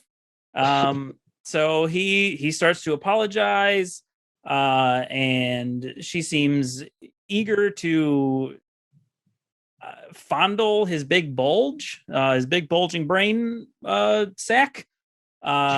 She starts saying that he's not like the others and that she's okay and that last night didn't matter. He's not like the others. He's got a giant fucking head. Yeah. She asks why he's here and says that he's different. And he admits that he can't stop killing. She asked, will you ever stop killing? Almost like this is his last chance. Yep. And he says he can't stop killing. So she just grabs a big old handful of brain gack and just yanks at it, and then his whole brain head opens up like an egg from Alien, and a bunch of green goo starts pouring out. Like she rips a chunk out of his brain, but then the whole thing just kind of peels open and starts exploding. He should have wore his armor. It's like it's incredibly empty. It's like it's like a big empty head, and yes, there's some green goo that comes out, but it's not filled with it. No. And instead, you get many living, like letter blocks that a child would play with. Little wooden blocks. They start to. Is that supposed to be his brain? He had like the mind of an infant. I don't know what the implication may. Because they move like, imagine like tiny little ants carrying them around. They move on their own. They're kind of like inching like forward, like it's almost like they have a structure they're forming out and to crawl out, and then the individual blocks start to crawl towards Tina. and they spell out the word love, and then she immediately steps on them and starts like she's trying to smush a bug, and she lifts it up, and they, instead of saying love, they say hate now. Another weird goof. We're in a cartoon where Brian dies a poor green death. And then she leaves, but suddenly outside, the old motorcycle gang pulls up, and she hears them, and she doesn't make too much of an effort to try to get their attention through the window. She doesn't try banging on it or anything, just kind of, screaming. Well, you got to see what happens first, Yeah. She lets this whole thing play out. So the motorcycle gang's outside. Mama says to give the bikers some peace of mind because they're there looking for their old pal. Mama comes. Well, she hands a switch device to Surgeon General, and then she goes outside to confront the bikers. One of the old lady bikers pulls out a chain out of her sleeve, like Scorpion from Mortal Kombat. Well, get over here. Yeah, they're ready. They're ready to rumble. Yeah, and like it just slides out of her sleeve. Like, pretty slick. It's pretty dope. Like, I was impressed. Yeah, I was getting ready for some granny fights, but no. Something different happens for sure. So old granny takes out a little jewelry box, like you find, like you get a bracelet, and she takes out these little tiny, I guess, metal peace sign stickers, and she just starts putting them on a select few of the bikers' heads. Well, she had 3. Yeah, and it like immediately turns them like into, I don't know if it was supposed to turn them into hippies, but they just become completely docile. It's fucking, it's off the everything from the moment Brain's head explodes. Yeah, is just off the fucking rails. Yeah, before and it wasn't at least really it was based in reality. It was barely on the rails up to this point, but it just gets weirder. It's full on just Looney Tunes at this point. Yeah. So we see the device that the Surgeon General is holding. He does something, and well, There's 3 switches. It says power. Yes. What's the second one? They all. It says power. Ready. I imagine it's a sequence. Fun. There's an arming sequence. One of the bikers has a sense to take the peace sign off his head. He's holding it in his hand, and then he triggers the first explosion. So the little tiny metallic peace sign explodes his hand. It's gross. It's pretty cool. Yeah. It would be great if they didn't overlay such a terrible digital explosion on top of it. I'm glad they did, though. That's part of what I loved about anything else would have been pretty dumb. Well, and this is the guy that said that he was ready to go to war, and he's wearing a baseball cap with just like a fucking rag over his head. Like, I don't know if it's for the heat, but on the back of it, spray painted as war. Yep. Yeah. Got protect the back of his neck from those rays, but he's also ready for fucking war. Yeah. So. Trevor's got it going on. There we go. Yep, there it is. Perfect. Ready for war. Yeah, perfect for this audio medium. Keeping cool. Some more of the peace signs explode. Get some cool exploding heads. One of them, we linger on the aftermath dummy a little too long. It's clearly just like a statue. It's a way to do it. Plates comes out. He throws one of his odd job plates and kills one of them. And then he confronts the remaining 2 there's an old couple. Well, hold on. Them you forgot to mention the gentleman that just has a heart attack and dies. Oh, that's right. And we do we do see that's Forrest J. Ackerman. That's Forrest Ackerman's bit in the movie. We see a pretty interesting like digital shot of like going into his chest and seeing his heart like stop. Yeah. Or explode. That's part of the why heart I was explodes, like, wait, when was this movie made? Because noticing the digital effect there, 2004. Yep. So it reminded me of something like a TV show like Monsters Inside Me, or like one of those medical shows where it's just like, and there was a giant worm living in his cock this whole time. Joe's gonna be on a show of like tapeworms in my butthole or like light bulbs in my sphincter. Coming to TLC this fall, tapeworms in my butthole. The tapeworm would give up. Yeah. I'm 30 and I won't move out on TLC. The Tapeworm can't survive off of what he's putting into that body. And the tapeworm would get bored. He's like, we never fucking go anywhere. I've been looking at your belly button for 6 weeks. All I keep saying is a TV screen downloading files, my precious files. They're important to have. He'd crawl out of your butt and go find your dad. He's like, but it's the size of like a boa constrictor. Going from Buckley to cat, back and forth. Oh God! And then he doesn't like my dad either because he keeps beating in the living room. Ryan. What? Blah. That wasn't my joke. I didn't say that. Anyway. No, but you laughed at it. You laughed at Hey, it. it was funny. I'm still laughing at the idea of the cat to Joe, Okay, good. I'm picturing similar to Uninvited. This fucking thing crawls out of the cat's ass and then crawls right to Joe's mouth. And Joe just doesn't give a shit because he's downloading files. He's too. I'm picturing that hellworm from Jason Goes to Hell, like that thing, like going from butt to butt. So Plates kills one, heart attack the other. There's two left. One of them is Shakes. Shakes gives chase through a cactus patch, trying to get to Plates. Well, before that, he pops his shirt off. He's ready to boogie. Oh yeah, he's. You don't want to fuck with Shakes because his lady, Miss MIA, is like, just do me one favor and kill that little fucker or something like that. Yeah. Everybody needs a muse. Everyone needs a muse, and Miss MIA is his someone for everyone. Well, yeah. Well, there's a tapeworm for Joe. That's right. Hey, that's somebody. Everybody deserves someone.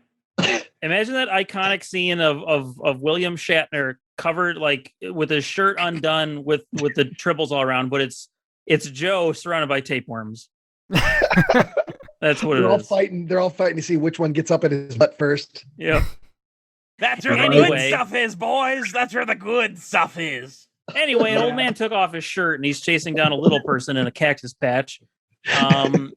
Plates runs out of ammo, but then he remembers he has a bunch of plates buried under the ground right where he's standing. And he's giving another monologue, but where he's talking about like the spear is the something and the something. So he's really digging into old people. He's going on. He's got some issues to work out. He gets one cheap shot in at Shake's groin, but that ain't enough because he gets up and he beats the shit out of Plates. Well, but beats the shit out of him because Plates just dances. He was so amped about hitting Shakes that he dances for probably 30 to 60 seconds. Oh yeah, while Shakes, an 80-year-old man, he's showboating. Yeah, like he's just so amped guy. Up. Like that's what I wanted to take from this is that at least with Plates and Brain is very empathetic. He cares. He likes his motorcycles. Plates loves his plates. But they both have their own porcelain. His porcelain, and he loves his monologues, maybe reading some Shakespeare. But they both get amped up about killing. Like that's just the one thing in the blood. Like they're all unique in their own way, except they just love to kill. I would have loved to see him throw a couple like collectible plates, like a Beauty and the Beast or like a Simpsons plate or something like that. That would have been funny. Well, that's the weird. Well, and there's a shot earlier before this scene where he's hanging out with the family, and he's got what I assume is supposed to be a plates stacked on one another, but they're all clearly like, melted together. Yeah, fused together. So I couldn't understand. Though. It's a good quick goof. Is that the plates gag as he brings out the fused plates? He's like, whoa. I don't know. Maybe. Well, he's working up to where he pulls out the tablecloth and leaves the plate. He's working up to that.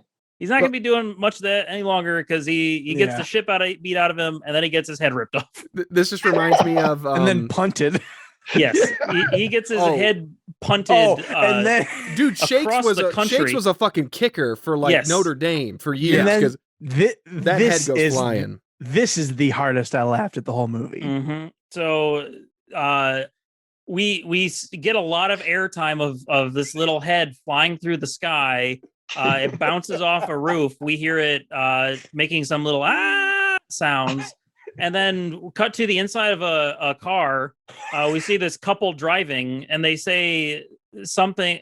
The woman says to the guy driving, she's like, I think you're going to really like it here. And he's like, yes, I am. And then just bam, bloody head hits the windshield, and that's it. That is one of the few things that I did truly enjoy about this from a comedic sense is there's a lot of, whenever there's like side characters that were coming back into their scene, they have like a line of dialogue that sets up where they were the last time we were with them.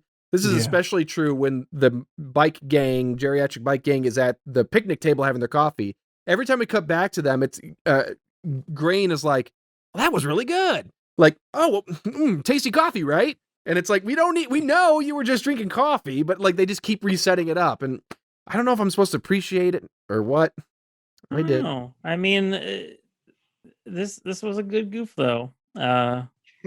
They did I laughed so hard at this. Yeah. Part of me knew it was coming, and I'm still glad it did. So yeah, and that is the end of my thing. Someone else take it away. Time to bring it home. Back to Ryan. Oh, it took me an hour to do this last 12 minutes. So here we go. Oh boy. Shit, just every second, nonstop with the skinned in the deep. All right, here we go. Joe, you got your jokes ready?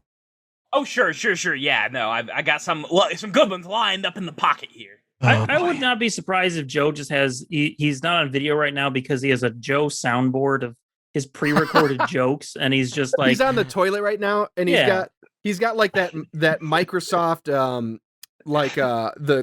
the controller that you can like, it's like a sensory thing where it has all the different pads, like there's like 30 different pads in case you have like a disability or something, and Joe's just sitting on the toilet, he's got them all programmed, beep boop, and he's using his big toes. I like the idea that he is sitting in his chair, but he also has like a fake version of him set up like in Ferris Bueller's Day Off, so that if his mom comes in, she thinks he's actually getting his 8 hours. But for some reason, he still rigged the dummy to be beating off heavily. Yeah. Well, that way she leaves. That way she backs up. No, it doesn't do anything until she opens the door, and then it's just. That's It'll what look her Mama right in the eye. expects from me. Yeah. You know what? That was a soundboard, Joe. 100%. That's what Guys, Mama expects I'm of not me. Shitting. This isn't a soundboard. Ryan, start talking. All right, here we go. So Shakes is triumphant. He has killed plates. He has made his lady and Miss MIA happy. They share a nice big kiss, and they walk off arm in arm into the sunset, if it would have been sunset time. Tina, we cut to Tina, and she's wandering around the confines still. And she comes upon these glass display boxes covered in goop and filled with organs and entrails and weird, growing, unrecognizable, bloody, fleshy things. There are heat lamps in there, like you have chicks, on a farm or whatever. They're growing things essentially, but they're all unrecognizable. She then comes upon some goldfish that are just laying on the floor. They're struggling, they're flopping. She leans down or kneels down to get a closer look. When all of a sudden she hears a voice. We hear a voice. Where the fuck is the voice coming from? We hear a very sketchy Sean Connery impersonation. We hear it. We sure do. Find, and I didn't understand it. Find something next time, you trespassing tramp. Better luck next time. Man talk. She looks up, and standing before her, atop of some velvet-adorned scaffolding, is the large, oiled-up, muscular man with no fucking head. Here, finally, is the muscular man from the opening few moments of Skin Deep. Yeah, remember that? It's like, I had so much time to fucking forget about this guy. Oh, and I watched this over I had 2 days in between watching the first half and the second half. I was so fucking confused. Yeah, because so much happens. It's like, that is not Sean Connery. What is happening? During the intro, I was sure that it was just the director throwing in some of him, some footage of him pumping iron, because he just had to put it in there somewhere. I would do that. Because that's the stature of so many horror directors. That's what they look like. Yeah, that's a fact. They're known for being incredibly muscular. Yeah. Yeah. Yeah. I don't know. I mean, Jason Voorhees is not a director, but. Huh? What? The Kane Hodder. Just Kane fun Hodder. fact, Ryan. Dude. Jason Voorhees is not a director. Yeah, in case you didn't know that. Yeah, he kills Yeah. people. He don't make movies. If you think Kane Hodder looks like that, Joe, you need to watch that documentary. Okay. He's not that guy. Anyway, so yeah, we see the big muscular guy, and but he's got no head. And behind him, there's a big sign that says the creator on the wall. So this is the creator. He's also wearing boxer shorts that have an extra flap of material on that hanging from them. And that material says the word dynamite. Where his head should be, there's a metal collar with some wires hanging out. He flexes, he poses like he was on the stage at Mr. Universe. And I was amazed at this effect. I assumed there was no CG erasing of the head at this point, even though they had a little bit of CG with the plates and stuff. And I'm just sitting here watching this movie and I'm trying to figure out how the fuck they did that. Because it's obviously a real human body and there's not a lot of built up. I was impressed. So it's digitally done. It's like, because you can kind of tell if you look at the very top of the neck, you can see it's soft there, which is why he doesn't really do much moving. It's just keyframing, but it's admittedly well done. It's well done. Yeah. You just get a template of the background, you do his thing, and then you keyframe it. But it is really well done. Yeah. And the weird like soft focus of the movie helps with that a lot. Yes, too. big time. Yeah. And I just loved it because it was, again, it's skin deep, showing you a movie you've seen a million times before from a plot standpoint, but it's throwing a bunch of random shit that you haven't seen before. And it doesn't necessarily make sense, but here it is. And so we've got this fucking creator and he's got no arms. He's he's got plenty of arms, but big arms. He has no head and he's oiled up. I'm a little confused here. So the body is the creator. Okay. When Granny had entered the room and matrixes into the goo, I noticed there's 4 hoses there. And so I assumed, is something similar happening with Surgeon General, plates, and brain? Like, because there's a body that looks like it's being drained of its life. I mean, like literally like the flesh, the blood, and everything. Yeah. It's like is that what they use to keep themselves alive? Because I guess. Yeah, that's what I gather. I mean, from the info, there's not a lot of info given, but just what you see him doing. So I'm like, well, I guess that must be. I have a perfect freeze frame here of the body of the builder. And dear God, all I wish is that, here, I'll send the picture to you guys first. All I want is for them to go back and on this Blu-ray, digitally make that belly button talk, because it looks like a face right now. That would be beautiful. I just saw them to turn him into Jabba the Hutt. That'd be cool. Remember Star Wars when George Lucas pooped? Yeah. And maybe he's holding 2 walkie-talkies. Oh, yeah. That'd be a good shot. It won't scare the kids so much. Yeah. But to ignore what Joe is saying, the digital head removal actually looks pretty good too. Yeah. Probably one of the best I've seen. Yeah. And like, I think a big part of it too is that, like, the collar, because I had thought about I looked at this for quite a while, this scene specifically, but like the collar helps a lot to give a line, which still, it looks great. They did a great job with it. Yeah. Why they felt the need to do it, I don't know. But it looks good. Yeah, I guess. So yeah, we've got the creator and he's headless and he's muscular. And then the part we just kind of alluded to, Tina kind of glances over between some of the glass cases to the back and she sees Granny enter into the back room. And there's this torso, the legs are still there. And most of the middle is gone. It's a dead corpse. And it's on this it's kind of like crucified. It's up on the wall and it's dead, completely dead. And there's some switches above it and some hoses around it. And as she's looking through the glass, the creator's just talking his shit all this time. And he accuses her of stealing glances like some sort of cheap peep show. He's got a lot to say about human beings, and as we'll get to.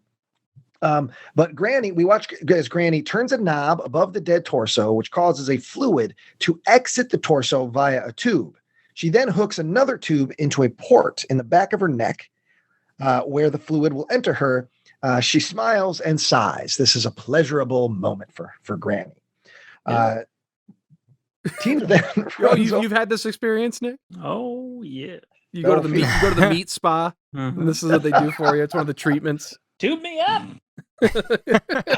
And yeah, plus in Malevolent Movies fashion, I kept thinking of our friend from Lucky Stiff, who also had some fun with some tubes and some suction. Oh yeah. Oh yeah. And I was like, oh, remember that? Remember 6 months ago? Oh, yeah. All right. So then, oh, and then I remember he's dead, and I'm sad. That's why Joe has the camera off, is because he's doing it right now. Yeah. Well, he's finally watching. He's Oh, finally he's watching. gone. Joe's Yeah. gone.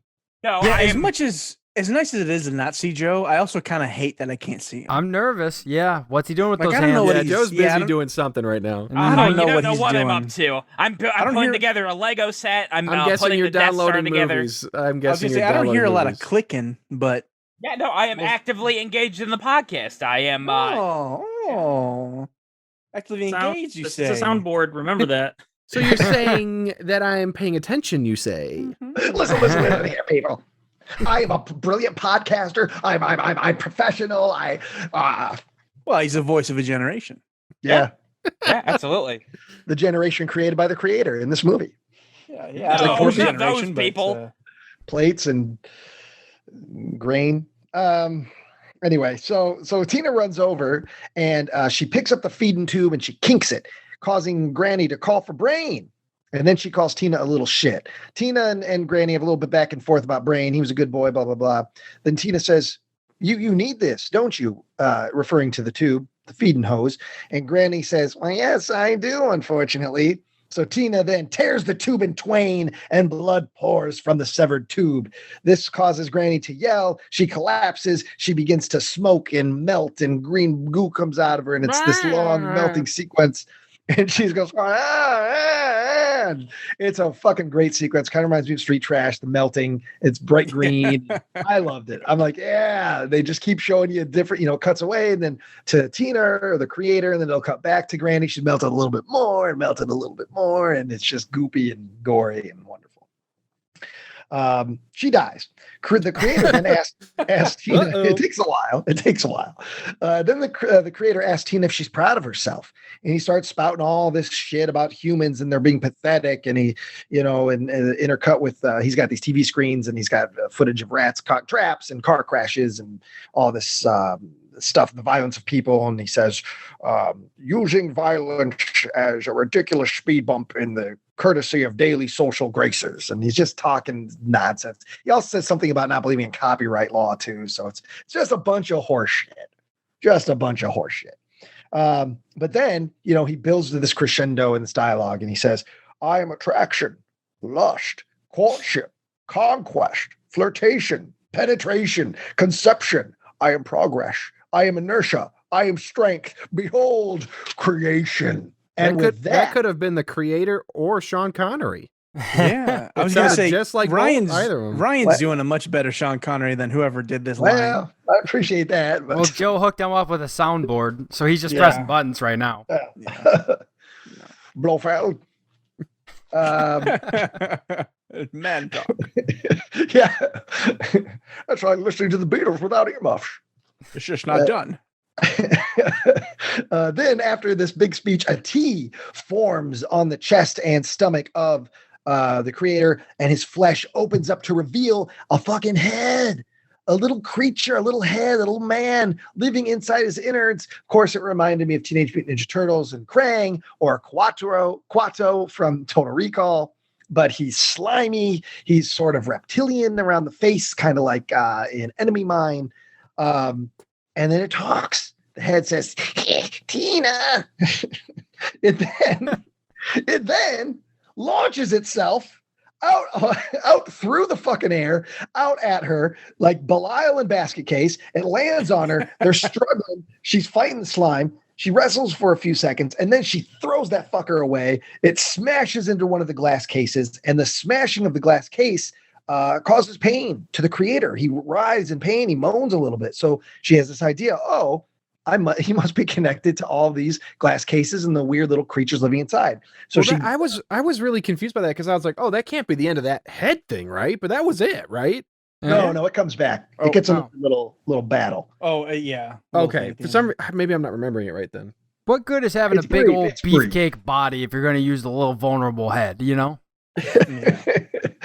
So So Tina then takes a pole off the wall and starts smashing all the glass cases, all the creatures inside falling out. She's smashing up the TV, just breaking the shit out of everything. And every time she does, it causes the creator great distress and harm. And eventually she smashes everything, and the creator collapses and presumably dies right there on his pedestal. Oh, no. Tina has a few moments to stand triumphant until she looks up. And boom, there's the Surgeon General standing above her in the rafters. He jumps down, throws Tina to the floor, and as he looks down at her, his metal jaws dripping with goo and slime, the fucking head finds wherever its footing from wherever the fuck it was, flies once again through the air and lands on Tina. It's trying to bite Tina again. She wrestles with it. But in this moment, she sees an opportunity because Surgeon General is looking down at her with his fucking jaws open. She lifts up the little guy and shoves him right into the Surgeon General's metal jaws, causing the Surgeon General to accidentally tear the top of the head off of the little Quato guy. I must have missed that or something. It's real quick. So if you walked away from it, like seriously, yeah, you might have missed it all, because then the body is thrown, slams down onto another glass case, and that's the end. We never see anything more about that guy. Tina then does this like jujitsu move because she's laying on her back. She flies. I did see that. Behind her. She kicks the Surgeon General in the stomach, and he's still fooling around with the piece of the little guy's head that's in his jaws. So that's how he's taken. That's how she's able to get the upper hand. Knocks him into a power box, and he's electrocuted in a dazzling display of blue force electricity all over the place. I will say it didn't look bad. I like that. No, it's a lot of times that stuff looks cheap as shit because it'd be like, it's good enough. But like I actually thought it looked really good, and the tracking on the body, because it kind of courses across his limbs and stuff, looked really good. Yeah. Tina then goes over to the creator, who's still laying there. She pulls back the flap of the material that says dynamite on his crotch area to reveal that there is indeed several sticks of dynamite bound together. There's two bundles. One is attached to a stopwatch that's counting down. The other one just has like a device on it, I guess to blow the fucking thing up. I don't know about dynamite. So then she leaves one bundle, the one with the sort of counting down stopwatch. She leaves that on the crotch of the creator, and then she walks over to the unconscious Surgeon General and attaches it to his person. Then she gets the hell out of there. As she's running through the hallways trying to find a way out, Surgeon General awakens. He's still alive, but he stumbles around. He's groggy. He's been through some shit, and he's not really paying attention to the fact that he has dynamite hanging from him. Tina bursts through a door and finds herself outside, safety into the sun. Surgeon General at that moment notices that the dynamite is there, but it's too late and it explodes. Is that the end of Surgeon General? Wait a minute and a half to find out. Tina then she hears a noise. She hears the explosion, but she hears a little something else. Makes her uncomfortable coming from the broken door inside. So she decides to hide behind the motorcycle with the sidecar. She hides behind the motorcycle, and then the Surgeon General still not dead. He's fucked up. His coat's all messed up. He's smoky. He's hurt, stumbling around, but he's still alive. He stumbles around for a bit, and then he sees Tina hiding behind the motorcycle. Tina sees him. She sees Tina. He sees whatever. Tina then sees a chance. She jumps on the motorbike, turns it on, because remember, Brain told her how to turn on a motorcycle. Surgeon General knows his time is up, and so he falls to his knees before her, his robot vision faltering and failing. He reaches out for mercy. Tina then takes that moment and imagines her family. Her family telling her not to kill, not to turn into what she hates, to forgive. Her brother Matthew even is holding a little bunny. Tina shakes off that fantasy and exclaims, "Fuck it." She fires up the bike, complete with the sidecar on it. She gives a war cry and she runs over the Surgeon General, dismembering him. She then takes a moment, looking over his smoking cyborg appendages, and flashes back to when she was a little kid on a tricycle. That's it. Then, as the Surgeon General's goopy head burns, Tina leaves on the bike. She gets the fuck out of there. And it's at that moment that the dynamite on the creator finally hits zero, and it explodes, exploding the house, destroying the house. Tina then arrives at the sheriff's office. She runs into the sheriff's office, knocks over a secretary who's holding a bunch of photographs. The photographs spill all over the floor, and she begins begging for help from the sheriff that we've seen throughout the movie. The sheriff is just sitting there fucking around with a phone. He's playing with the phone receiver like it's a yo-yo, doing something dumb. The sheriff says, "Whoa, slow it down. The sheriff then says, wait a minute, I remember you. I remember you from before with your family. Tina says, I know my family's dead now. I need you to call for help. Call the state troopers, do something. He says, of course, of course. Tina then notices the pictures on the floor that she knocked over, and the secretary looking up at her all pissed. Then she looks down the hall, and the filing cabinets resemble kind of a mausoleum. And she looks down at the photographs. She sees that the pictures are of her dead family. Something's amiss. The sheriff then repeats, of course. Tina's fears grow as the sheriff reaches towards the phone, then passes the phone to a box, takes the lid off the box, and there's a fucking tomahawk in the box. The sheriff grins and gives Tina some crazy eyes. Tina begins to panic. She screams as we zoom into her mouth, cut to black. The credits roll with no music, just her screaming and yelling no for the 3 minutes of credits. And that is the end of Skinned Deep. Oh boy. Here we are, guys, on the other end of this. Hey, we've made it. It was a rocky shore, but we finally made it. All right, Rocky Shore. On a scale from malevolent to benevolent, what say you, Buckley? All right. I will give this one a benevolent. I thought it had like a lot of stuff I kind of liked in it. Although, like I said in the very beginning of the episode, it was just almost like a blatant ripoff of Texas Chainsaw Massacre.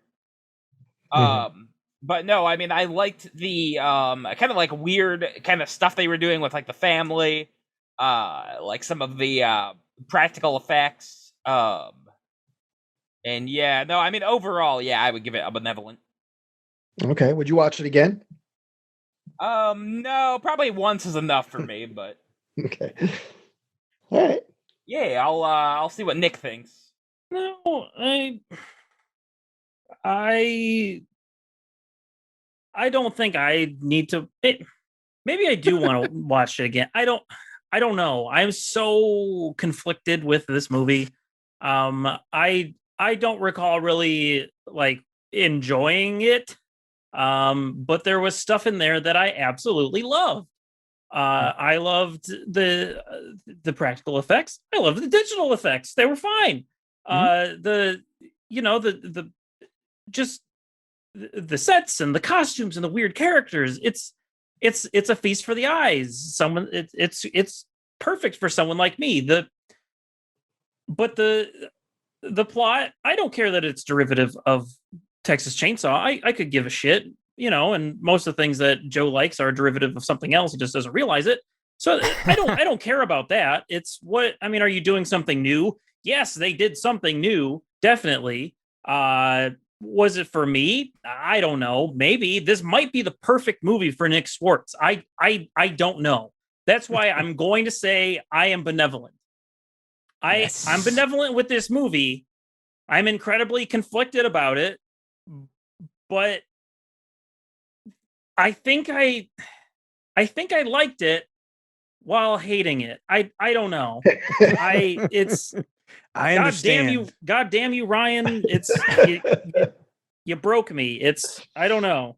I was most excited for your viewing this actually, yes, because of all of this stuff. Yes, it hit the nail on the head. I don't know if I wanted it, but I got it, and I feel a certain way about it.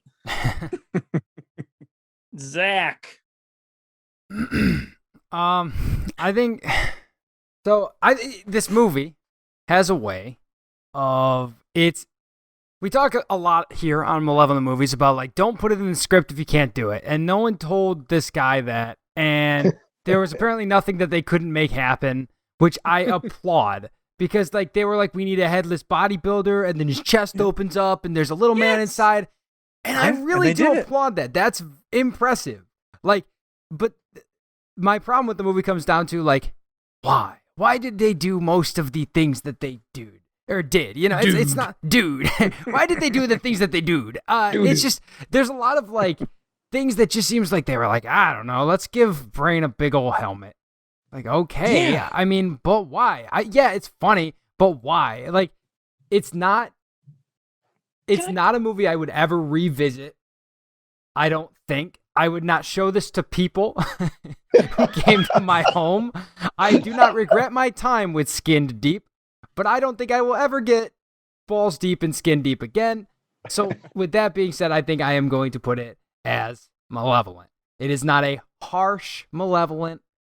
but it is in the Malevolent category for me. So that's where I'm at on this one.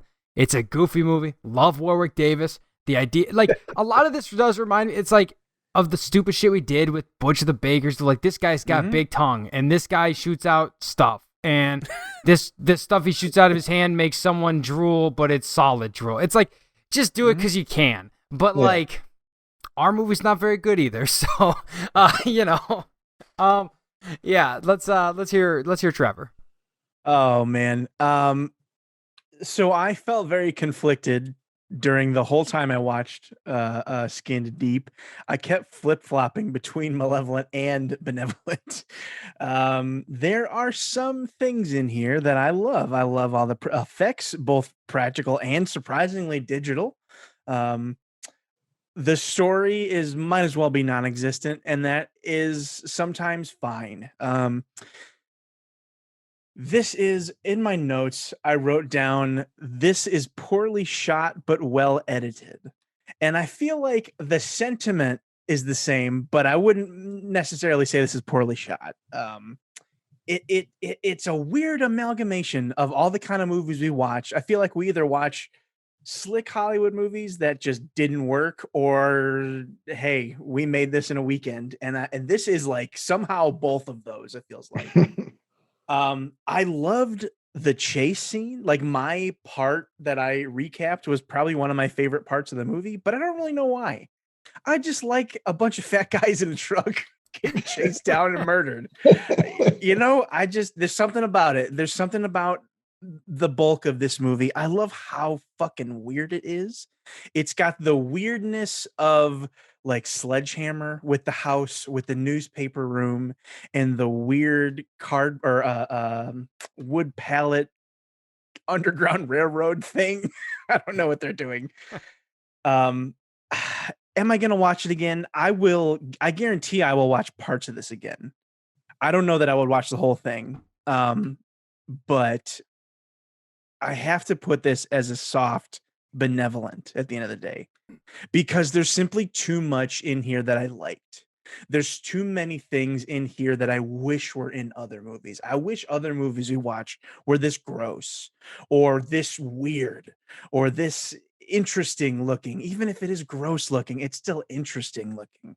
But at the same time, I completely understand why someone would have a headache like Tyler did trying to watch this thing. Like, it's this weird amalgamation of all these different feelings. But at the end of the day, I wasn't bored like I am occasionally at this movie on this show. So yeah, I had to do Benevolent. And Tyler, I'm dying to know what your final thoughts are. It was a good conversation. Yeah. Oh God. Yeah. There's never going to be an episode of this that I regret doing, unless for some reason it literally turns into an episode of The Man with No Brain. Then I'd say not worth it. But I'm still Malevolent. Like, I feel like I have to stick to my original convictions as much as I want to change my mind, because of here, like I mentioned earlier, I'm learning something about myself in these movies. There's a lot of movies where, not all of you guys, but like maybe 2 or 3 at a time will say, I was bored. And usually there's something that caught my attention, whether it's the shit script, it's the terrible acting. Those really draw me in. And I tend to complain, well, the production design, blah, blah, blah, you know, but I still liked it because of this shit. Like, what was the last movie we just did? Like, wasn't I the only one that was Benevolent? Ancient Evil. Yes, exactly. Yes. Perfect example. Like, I liked it. Like, I'm not gonna say I loved it, but I went Benevolent. And as the ratings were coming in, I was starting to feel bad about who I was, because I realized, I might be on my own. Thank God Zach went Malevolent too. But like, I really was asking myself the whole time, like, why am I seeing this? Why am I seeing this? And I know the answer. It's because, what is it? Is it Gabriel? Or yeah, Bartalos. So Gabe loves visual effects. He probably had some weird imagery in his head. He brought it to life, and he did it with $600,000 according to IMDb. I'm not going to complain about that. I don't have an issue with this movie existing. I don't have an issue with what they did. I need the one little bit of information that's going to keep me going. And maybe it's because I've seen Texas Chainsaw Massacre. I love that movie the first time I saw it. I don't even think I've seen it since I saw it. Like, I saw it like 5 times in a row, and I don't know if I've ever seen it again. Maybe I shouldn't go back and watch it. and I'd probably be like, well, there's nothing fucking happening here. It's just weird. But that's kind of how I felt about this. It felt like a sizzle reel for effects, and not that they're bad. I could digest it maybe in 5 to 10 minute chunks. But at the end of the day, it just didn't keep me. But there's a lot going on here. Like, if you love horror movies, then absolutely watch this. I remember seeing the DVD cover art at Family Video for years and years and years, and always being like, well, I wonder what that is. I'm glad I saw it. I appreciate Ryan and Sean for making me sit through it. And I had fun, even though like at the beginning, this was like a bit of a drag. I get the feeling that everybody's got life shit going on, and this is a weird movie to do when there's that happening. So here's what I will ask, though, is that when I eventually expire, probably at the hands of Joe, all I ask is instead of going to my funeral, I want you guys to watch a weird movie like this and have to review it. We'll do it at the funeral home with your parents. parents. Exactly. It'll be the show. Yes. Yeah, right. Yeah, your parents are still alive. just make it fucking weird. But of course, as an apology to you guys, and thank you for respecting my opinion on this. I've made a little image here I'm going to drop for everybody. Oh boy, this is going to be great. You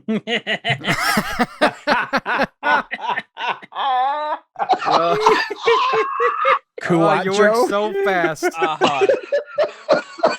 Oh man, Joe. So for the listeners, I assume this won't be cut. He's made a Coatu Joe hybrid, and it's just the most beautiful thing ever. Joe, does this light a fire under your ass to finally learn Photoshop? I think I might just use like something like GIMP or something and just crayon draw on my computer screen. Just Tyler sucking a cock and just send it on over, and that'll be good. So no, the answer is no. So the answer is no. So that's no. That's okay. But it's a really good image. Yeah. It's great. Yeah, this is wonderful. And I feel that we know now what Joe's going to look like when he's 80 years old. And surgically attached to Tyler. Oh no. Yeah, I'm That's just why ruined Tyler my will body, so I die. get to attach onto his. Yeah, and Joe will finally suck the final nourishment from Tyler's body and become Tyler. I take. Their minds melding slowly over the course of 30 years. I just dropped it on Twitter, so good. Our Twitter's getting some love. The today. Jodo shops are just Jodo shop. Love Jodo shops. So fans, this is the explanation to that thing that dropped 2.5 months ago. Yeah. So listeners, if you have some Photoshop skills, by all means do some Jodo shops. Yeah. And Nothing rude and nothing We're gonna do nasty. a contest. Yeah. Oh yes. Only nice ones, please, fans. You Do decide some of me whatever. like on a beautiful field or kissing a lady. No, because Joe, you don't go to beautiful fields, and you sure shit ain't kissing a lady. So it's That's what actually. I'm saying. Photoshop them for me. Wow. Okay. yeah, put Joe where he don't belong.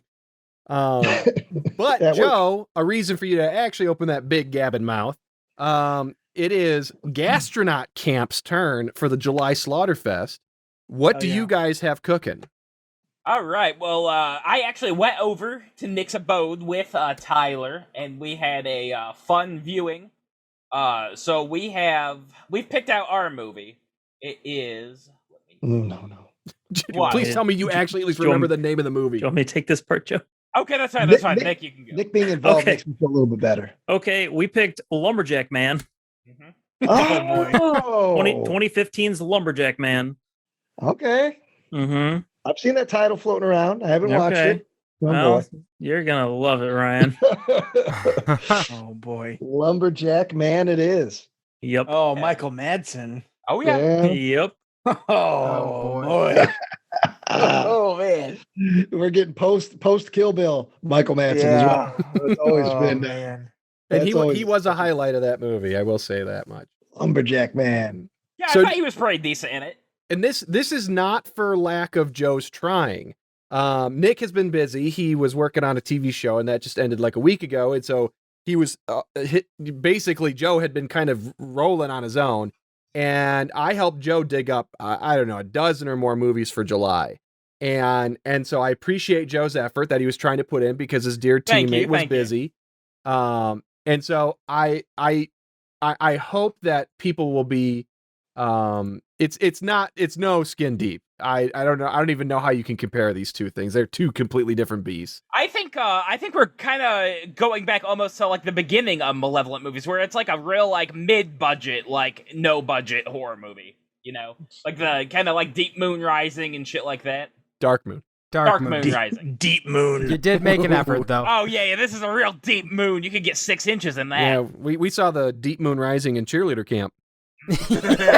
We sure did. A little bit of that in Blood Diner too, if memory serves. After Lumberjack Man, there's 3 more movies. Oh for yeah, we're not even August. done yet.